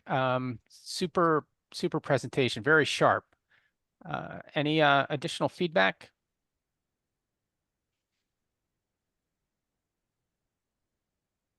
Yeah, so I sort of have a question for the other mentors. Like, I felt like you were rushing the presentation because you're trying to fit so much in there. There is a lot there, yes. So what advice do the presenters have in terms of like how we can hit sort of the key points without feeling rushed? Like you got to find a way to sort of get your key points across without all the details. And any sort of advice or suggestions along those along those terms, guys. Yeah, I mean, practice. I mean, I don't know, every time I give a presentation, whether it's 15 minutes or an hour, it takes, I spend at least 4 times, rehearsing it. I think part of it is, and I've seen this in the other presentations, it's like you want to tell a story, but you have to do it in conjunction with keeping to the time. And I think that's one of the hardest things to do. I actually wanted to ask you about, so I noticed that, you know, I've actually taught in sustainability courses around, so I'm very familiar with you know, the symbols that you had at the very beginning, but you didn't, at least I didn't hear it. You didn't really speak to them. And so I like that you had them there, but then I was wondering, like, why are they there if you don't then weave it into the story? The SDG points, I'm assuming, right? Exactly. I'm sorry, I Right. was blanking out on what they were called. And then the other thing I wanted to say is I know that black as a background is sometimes used, you know, for emphasis, but when every slide or almost every slide has that black background, excuse me, I think it makes it harder to read. And after a while, what I've learned is that it tires our eyes, which Right. makes it harder to see it. Understand. Thank you so much. Same with the all caps. As I was yeah. reading stuff, I felt like it was my 12-word seed phrase that I had to copy and paste for my NFT wallet. Right. Cool. Well, thank you so much, everyone. I appreciate it. But just one last thing, it's a great presentation. I think, you know, to Ellen's point, beautiful, beautiful artwork. And yeah, so I didn't want to forget to mention that. No problem. Thank you. Yeah, super interesting space. Anything that creates markets and fractionalization and, you know, allows for, you know, more people to be able to invest and lower those barriers for investment. Exactly. Is I'm all for. As someone who used to do high frequency day trading and works in the blockchain space, I totally see the value. And that is exactly what we're building. But again, thank you, Founders Institute. Been a wonderful time. I appreciate everyone's feedback. Cheers. Well, thanks for coming. Chris, thanks for waiting. You're up. Cool. Thanks, guys.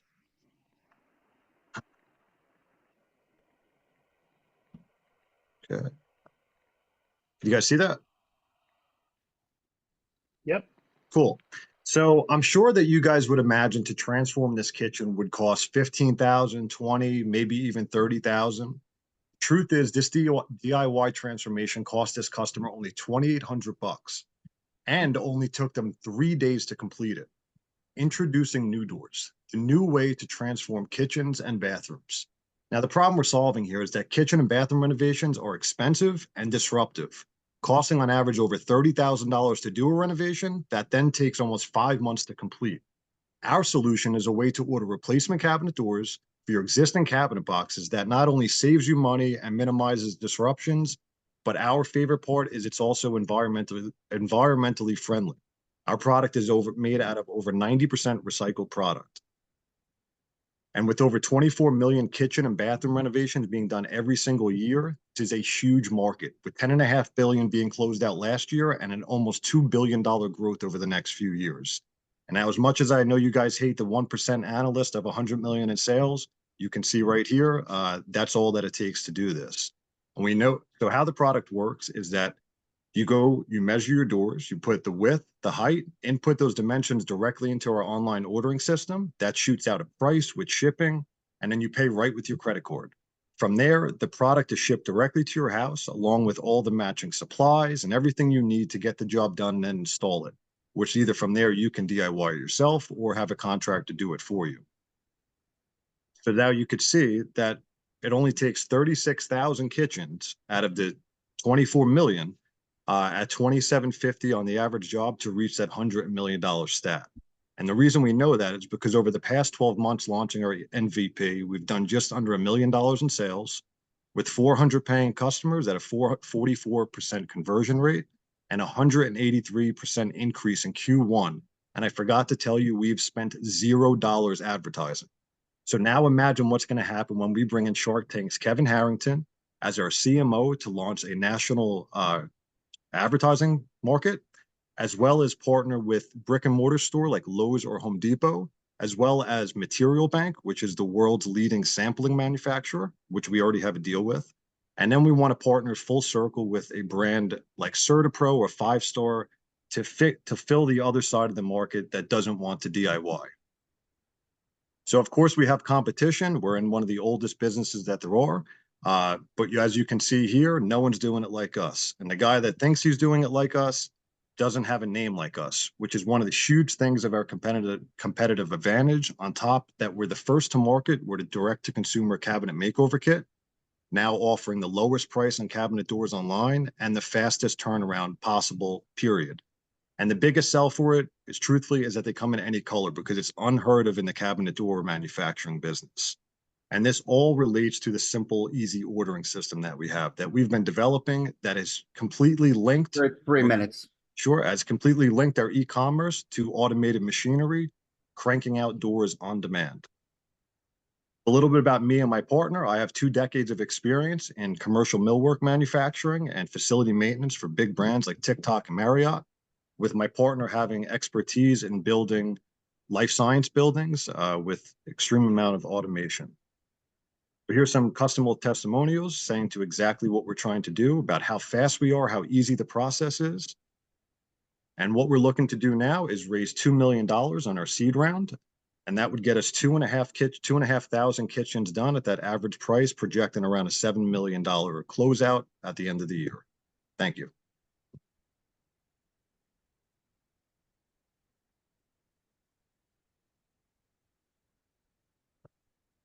All right. Peter, can I just throw out Sure, there? jump in, Bill. Yeah. So just quick question. So, what happens if you get 100,000 kitchen order tomorrow because of marketing or what have you? How are you able to scale your business to cover that demand? Yeah. So go ahead. No, I was just going to say that just seems to be the biggest issue out there is, a lot of the things are built on speed, efficiency, but you've still got a manufacturing process. Yeah, of course. So we're working already. Our process is pretty automated, but we have a full system and set up full drawn out plans that we can produce 1,200 doors on demand off of one cell. We've been working with the leading robotics companies to run this completely. We also have under 10 employees right now, and we plan to keep it that way. So we can really keep growing through robotics because a lot of the other companies are very hand done. Chris, I love this. I actually there was a company that, does this for you. And they did that on my first kitchen and it was a game changer. So I love the concept. I think you took too long to talk about the D2C, okay? Because I'm thinking as an investor, well, this is interesting, but there's a lot of people who do this. So what's so special? What's special, if I understand it, is that D2C component and that you have used, you have a special algorithm or software or something that allows the average person like me to do this myself. I don't have to hire Cardinal or whoever they were, right? Yep. And so you need to say that earlier so we understand what your distinct advantages and then, have a competitive slide that really drives that home, right? I could get an IKEA kitchen, but they're actually really expensive. Like go through some of the little more of the competition and choices. It's not just a choice of big, expensive kitchen and there's things in between, but you're better. And why? Cool. Thank you. I love this. Thank you. I'm going to jump on that and say it's like, so what can you do? Right? It's almost like you're speaking to investors, but you're speaking to people who have this problem. So the way to do what Ellen is talking about is framing the problem. You have you're putting in a new kitchen. You want to change things up. So what can you do? Hire somebody? Oh my gosh. And so much money, so much disruption. Go to IKEA and pull your hair out. Holy cow. Instead, do this. The one piece of feedback that I had is super positive. That front end of your presentation, I thought was killer. It is totally different. You don't see people just jump right into a situation like that. It was totally different. You're breaking the pattern there. And I was like, whoa, what is this? I'm here. I'm right there. That was awesome. Thanks, man.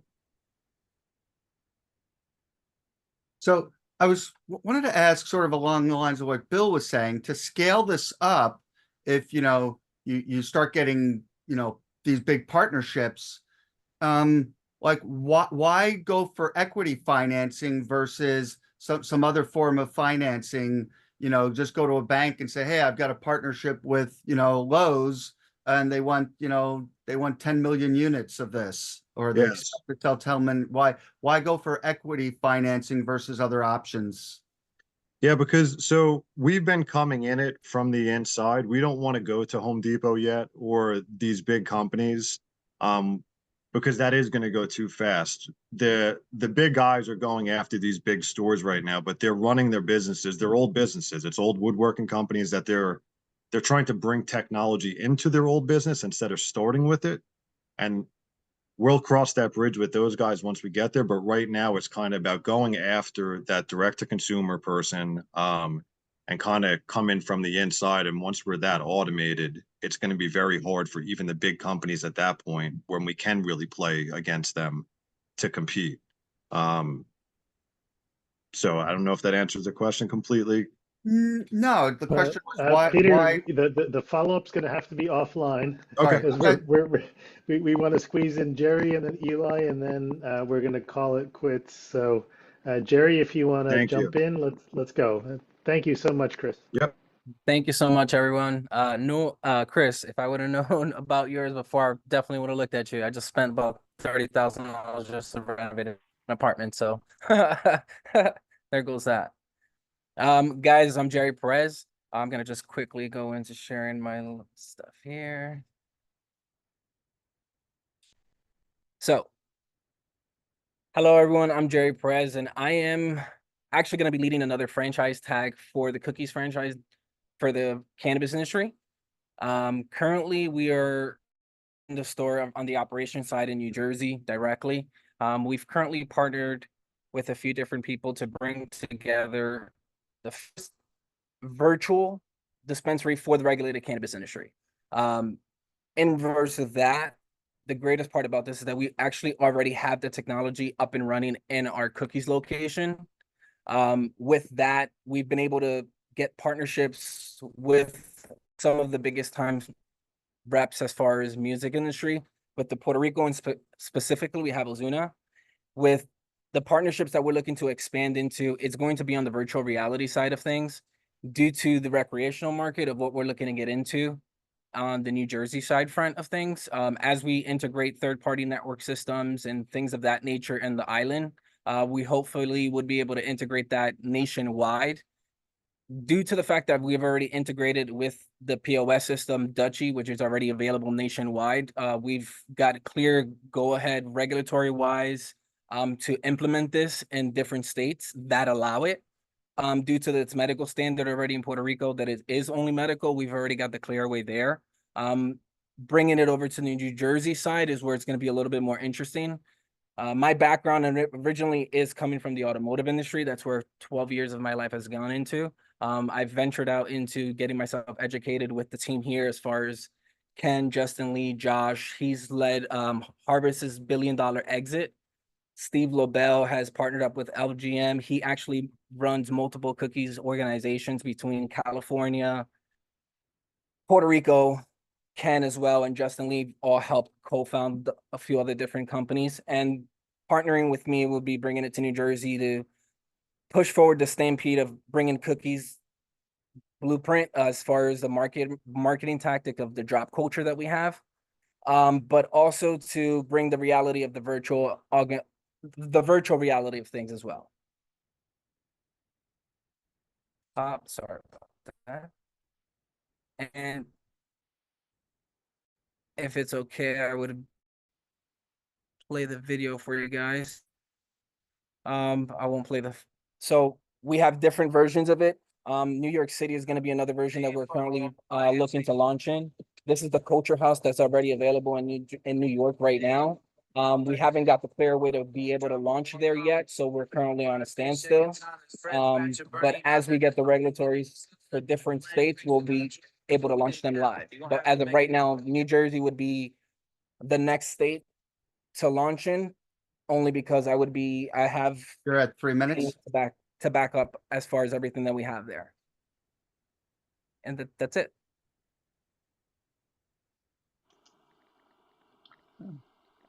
Great. Thank you. I'll jump in because let's talk offline. If you're not talking to Cheech and Chong, I can make that happen. But I would comment that those of us that are familiar with the industry, this is there's the geography stuff is useful, but I think in the time that you have, talking about New Jersey versus New York, whatever, is less relevant than maybe helping people that don't know the industry, what a dispensary is, what a virtual dispensary would be, et cetera, right? Take it down, dumb it down a little bit for people. I spent several years learning a lot about the industry, and so, make sure.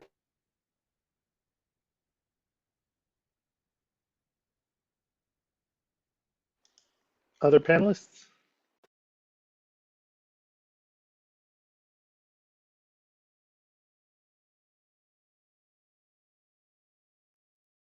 Well, Don, on like kind of on your, I was definitely lost, not knowing anything about the industry. So, I think that would have definitely benefited me to get some detail. So I'm curious, where are you in terms of what you're looking to accomplish? I guess is the question. So as of right now, we're looking to raise $1.9 million for the build out and construction to furthermore open the store in New Jersey. That's what it would take to open the doors in New Jersey. But one location. It gives us to open up the next location. I would be leading the franchise store there. But at the same time, it would be the first time that we would be able to launch the virtual reality side of things on the recreational side of market. So with that, we'll be able to do merchandising and a lot of different things in between that we are not able to do on the medical market just yet. As far as the educational standpoint, I agree with you 100%. Some of those things I can't talk about because we're in exclusive partnerships currently right now with HoloVision. We're going to actually be announcing that in the next coming week. They're going to be going all over in different airports and all that stuff with cookies and just for different travel checklists. Whenever you're going to different dispensaries throughout the nation, you'll be able to stop and be able to check out anything that you need to do. And if you need to get, registered in between, you'll be able to get registered in between there as well. Okay. Thanks, Jerry. That was great. Eli, if you're good to go, we'll get you in, get you some feedback, and then I'm going to say thank you very much to everybody. This has been a ton of fun. Go ahead. Hello, everyone, and thank you for the opportunity to pitch and to also get feedback from all your group. My name is Eli Farhad. I'm the founder and CEO of Catch Digital ID. I'm a twice identity theft victim, and I worked in finance for the last 20 years. And this is why we're building Catch, is because today anyone who has your information can steal your identity and wreak havoc to your financial life. The goal here is to wave goodbye to passwords. Let me just quickly play that video that will give you an idea of our demonstration.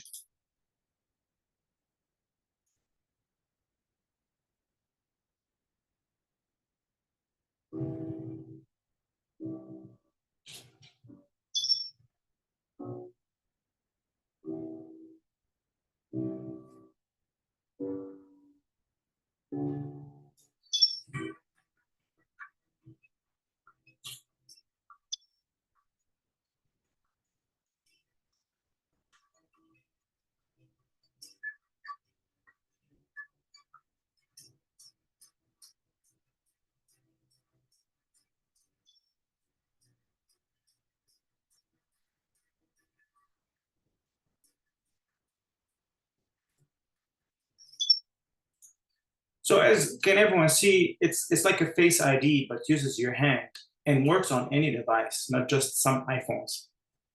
Let me go to the next slide.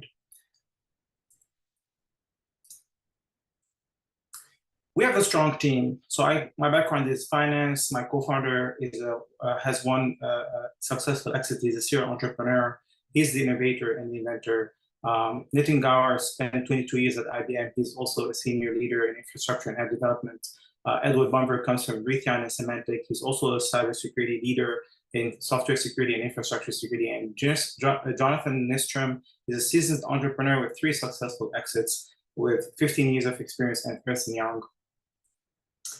Our vision is this: we want to bring back trust to the digital economy because we can unlock so much value there and do a lot of services. People can exchange services, can exchange money, can provide goods and products that today have to be done in person. And this is really a great opportunity, we believe. The biggest problem today is that 80% of fraud uses stolen ID credentials. And so if we are able to eliminate that pain, we're solving 80% of the problem. What's happening today is that credential management is a strong pain and cost for businesses. And the friction of passwords and multi-factor authentication is destroying the value for consumers. And so those credentials, every time there's a data breach, are providing hackers with our information so that they can use it to hack our accounts and devices.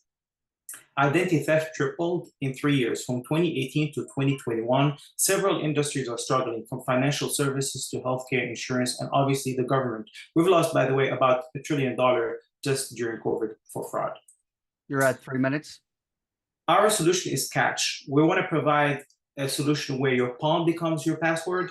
And with that, we're able to provide security and privacy, frictionless verification that works on any device. So it has a network effect. Anyone can use our service, has access to all the devices. The secret sauce is a biocentric technology that is immune to the threats of compromised devices, information, and fake biometrics. Every hand is unique. You just log into your bank account, you scan your hand, and you're in. Very easy, very simple. Even the elderly can use this. Why we're better than Face ID or Clear at the airport or Amazon One? Simple, because these technologies, while they sound pretty good, they have limited convenience only when we're available, and also they're expensive because of the hardware cost that it incorporates. We're able to provide that on any device, period. The identity market is growing at 17% compounded annual growth rate. It stands at $80 billion today. By 2030, we anticipate it's going to be about $200 billion. We were recognized by top-tier organizations like the FDIC, Visa, the University of California, and recently we were accepted at the Launch Fund, part of the Founder University by Jason Calacanis. And we have several LOIs in terms of traction. We've also launched our crowdfunding campaign. We also have a strong traction there. And the goal was to gauge the interest from retail investors. How do we make money? It's a hybrid system, SaaS plus pay as you go. So there's an annual subscription base that is tier-based. We also charge every time you authenticate who you are. And in this example, if only 5% of Bank of America clients use our service at a tier price of $10 per year, that will be an aggregate revenue of $35 million. Thank you for listening, and I look forward to your questions and feedback. Thank you. All right, great. Wow, fantastic. So this particular app needs to be authorized by the company that the app is being used for, correct? Like you have to have some tie-in to that, use Bank of America as example. Bank of America would have to be basically using the app with its customers. It's not something that the customer can choose to use on their own. Is that fair? At a later stage, consumers we can sell them directly, but at the first initial stage, no. We took this stance of deploying our technology on the infrastructure of the client, so we don't have to deal with client information and the liability there. Also, the confidentiality. So what we're going to do is just deploy it on the infrastructure, and they can verify their own clients. Right, but there has to be some initial use by the user to make their handprint work. Right, the bank will probably offer it to their customers through a pilot program and start with a handful of clients, see if there's a strong demand for it. And if so, the client can create a Catch ID with Bank of America and that only caters for Bank of America. So you will have, in a way, an umbrella identity called Catch for you, and underneath you'll have, let's say a Chase ID, you'll have this Wells Fargo ID, but they all work seamlessly. All you need to do is just scan your hand for 2 seconds. Okay. But just to be clear, like, it's not like Apple, like, you have to implement this. Like, if I'm developing a new piece of software, my customers can't just use Cache. I would have to build it into my software as part of the login process, correct? You have to deploy it on your infrastructure. Yeah, it's a software-only solution. Right. So you have to then market this to the software developers and and them. So far, we've gotten interest from identity solution aggregators. So one of our recent client conversation was with a European client. So they're trying to aggregate identity solutions for the European market, and they're trying to cater for that market, particularly because of the GDPR and a lot of privacy issues there. It's a little different from here. But yeah, basically it's true. We can sell it to competitors, that they can sell it to their customers, and we can also partner. And this is part of our go-to-market strategy, is to partner with the likes of IBM and other identity solution providers, so that we don't have to deal with the sale, we don't have to deal with any of that. They can sell it to their clients and do the work for us. All right. Yeah, I've heard that the palm is actually the best biometric over every other option, whether it's your eye, your face, the fingerprint, etc. It is absolutely the case, and it is 10 times more secure. Not just that, it does not discriminate against gender, race, or skin color. And the reason why, when you happen to have a dark skin, your face tends to be dark, and this is when AI fails to recognize where's your nose, where's your eyebrow. When the palm, on the other hand, every one of us, no matter the race or skin color, has a bright palm, and this is a great advantage where the palm is much better. Also, it's a private biometric. It's also a voluntary biometric. So if you're walking down the streets, cameras are capturing your face, while your hand can be captured. And this is really a great advantage. So then who owns or holds the actual biometric information? Is that held by you, basically saying that, like, I'm just trying to understand from identity theft and from the bad actors. The bad actors are typically finding the gaps between the technology and the end user, or the technology and the company that's implementing the technology. So while it's, seems like super easy peasy from a use standpoint, it doesn't seem like it's going to be any better as a bad actor deterrent because of all of the other things that get in the way. So what is this just, that's actually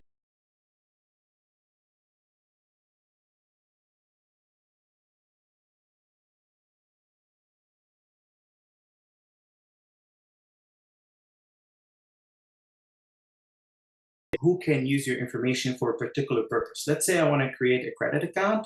That bank cannot create the account unless they get my consent when I scan my hand.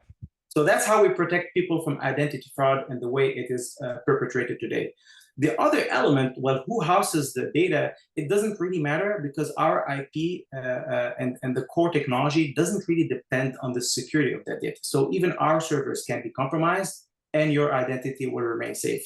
It's because it doesn't rely on the security of the data. But to alleviate that psychological concern that a lot of consumers have, we came up with a blockchain technology that can house the data on 8 different locations. And we only house basically a tokenized hashed version of your constant. We call that a constant, which represents who you are. And it's a small big piece of mathematical equations that are spread out over 8 different locations. It makes it really difficult for hackers to get that information again. Oh, that's super interesting. Okay. Wow, fantastic. I think this is really cool. I think this is really cool.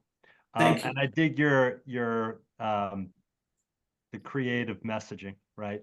Your palm is your password, especially. I like that. I like that. We really want to democratize wave identity goodbye to access. your password. That's a little kitschy. The thing that came to my head immediately, and this is just, the weird marketing guy, is we're getting so much closer to that future of science fiction movies where that, you know, there's the dude at the bank and they chop his hand off and then put his hand up.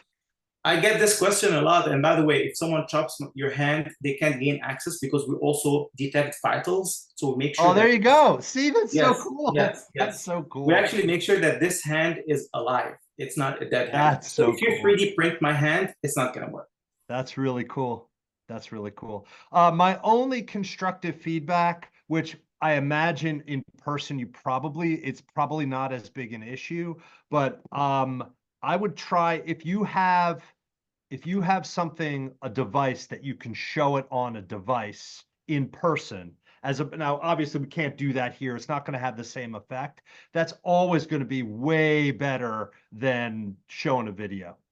Absolutely, we do have that proof of concept, and we figured. built it on a device where people, like we have several investors who are backing us right now, and they did try it themselves. Yeah, I figured, but I didn't want to not say that. But yeah, very cool stuff. Thank you. So one other thing in terms of pricing and value prop, like I don't, does Apple charge Bank of America to let me use Face ID? And if Bank of America can get that for free, why would they or try to pass that on to their customers to say, oh, well, use your palm instead for, for $10? I will take you back to this slide, which really is the core value here. If your device is compromised today, hackers can bypass Face ID, they can bypass two-factor authentication, they can bypass pretty much everything. And this is where you're really doomed. Our technology. No, hang on. Someone's on my app and they want to get into my Bank of America account. No, I'm suggesting that someone compromised your device. I'm sorry, go ahead. Excuse me. Yeah, let me just clarify. I'm supposing here that someone compromised your device. Now they can bypass any security stop you have. So they can enter to your bank account and any code, they will get it there. No, stop for a second. I'm questioning that assumption. So someone knows the password to my iPhone. That doesn't mean they can get into my Bank of America app on my phone. If your device is compromised, yes, they can. How? Bank of America has its own password. Because all your passwords are actually saved by your device. And because your device is compromised, I can access all those passwords. I also know your password. I know everything about you. If you have Google Authenticator, I can get that code as well. This is where we're very different. We're connecting your identity to your biological hand, not to the device. No. I understand for two-factor authentication, I can say, okay, reset my password. It'll send the email and someone who has my phone. But let's just say I have, to get onto Bank. So Bank of America, is not, even if they offer, just because they offer Face ID, they're not going to stop offering the option to enter your password. So someone still cracks my account, even if they have, cash set up, they're still going to be, to Bill's point, they're still going to be able to get onto the phone because they're instead of using cash, they're just going to enter their password and login. So 100%, 100%. But as a consumer, if you opt into cash, you're giving up passwords so that no one can use your passwords anymore. If that makes sense. So as opposed to Apple, Face ID, where I can log in with that or with my password. Correct. Saying that if you sign up for cash, you're giving up passwords altogether. Then Bank of America. So you're saying Bank of America is going to say, yep, no, you can't log in with a password. Only your hand. And the reason why they still keep the password available with Face ID is because Face ID is not available everywhere. While with cash, you can get access on any device. That's the difference. Okay. I got to think about that, but that's interesting. It means it's one or the other. It's not, you have multiple options for logging in. The moment you keep credentials part of the security equation, you haven't done much. That's the point me and Bill, I think we're making. I agree. So anyway, it's very interesting. I love this space. I've been following digital identity for the last 7 years, and very familiar with biometrics and all this stuff. So very, very cool work. Thank you. How do you create your ID? Because what's preventing me from going to Peter's house, right? Say, hey, Peter, how you doing? So on. Oh, I want to send you some custom gloves. Give me your hand here. I'm gonna scan it, and you're gonna get some beautiful gloves in the mail. And then I run away and use his ID now, right? That's again a great question. Yeah. So, like I said, even if your information is compromised, even if I have a picture of your hand, that won't help. The reason why is because let me just try to 3D print my hand. How can you 3D print that? You know, there's a lot of things, creases changing as you move your fingers. If you create a gesture, you can actually set up a secret gesture where if someone has a gun in your head, you can wave with that gesture, and we will send your information and location and send it to 911 so that they can send you assistance right away.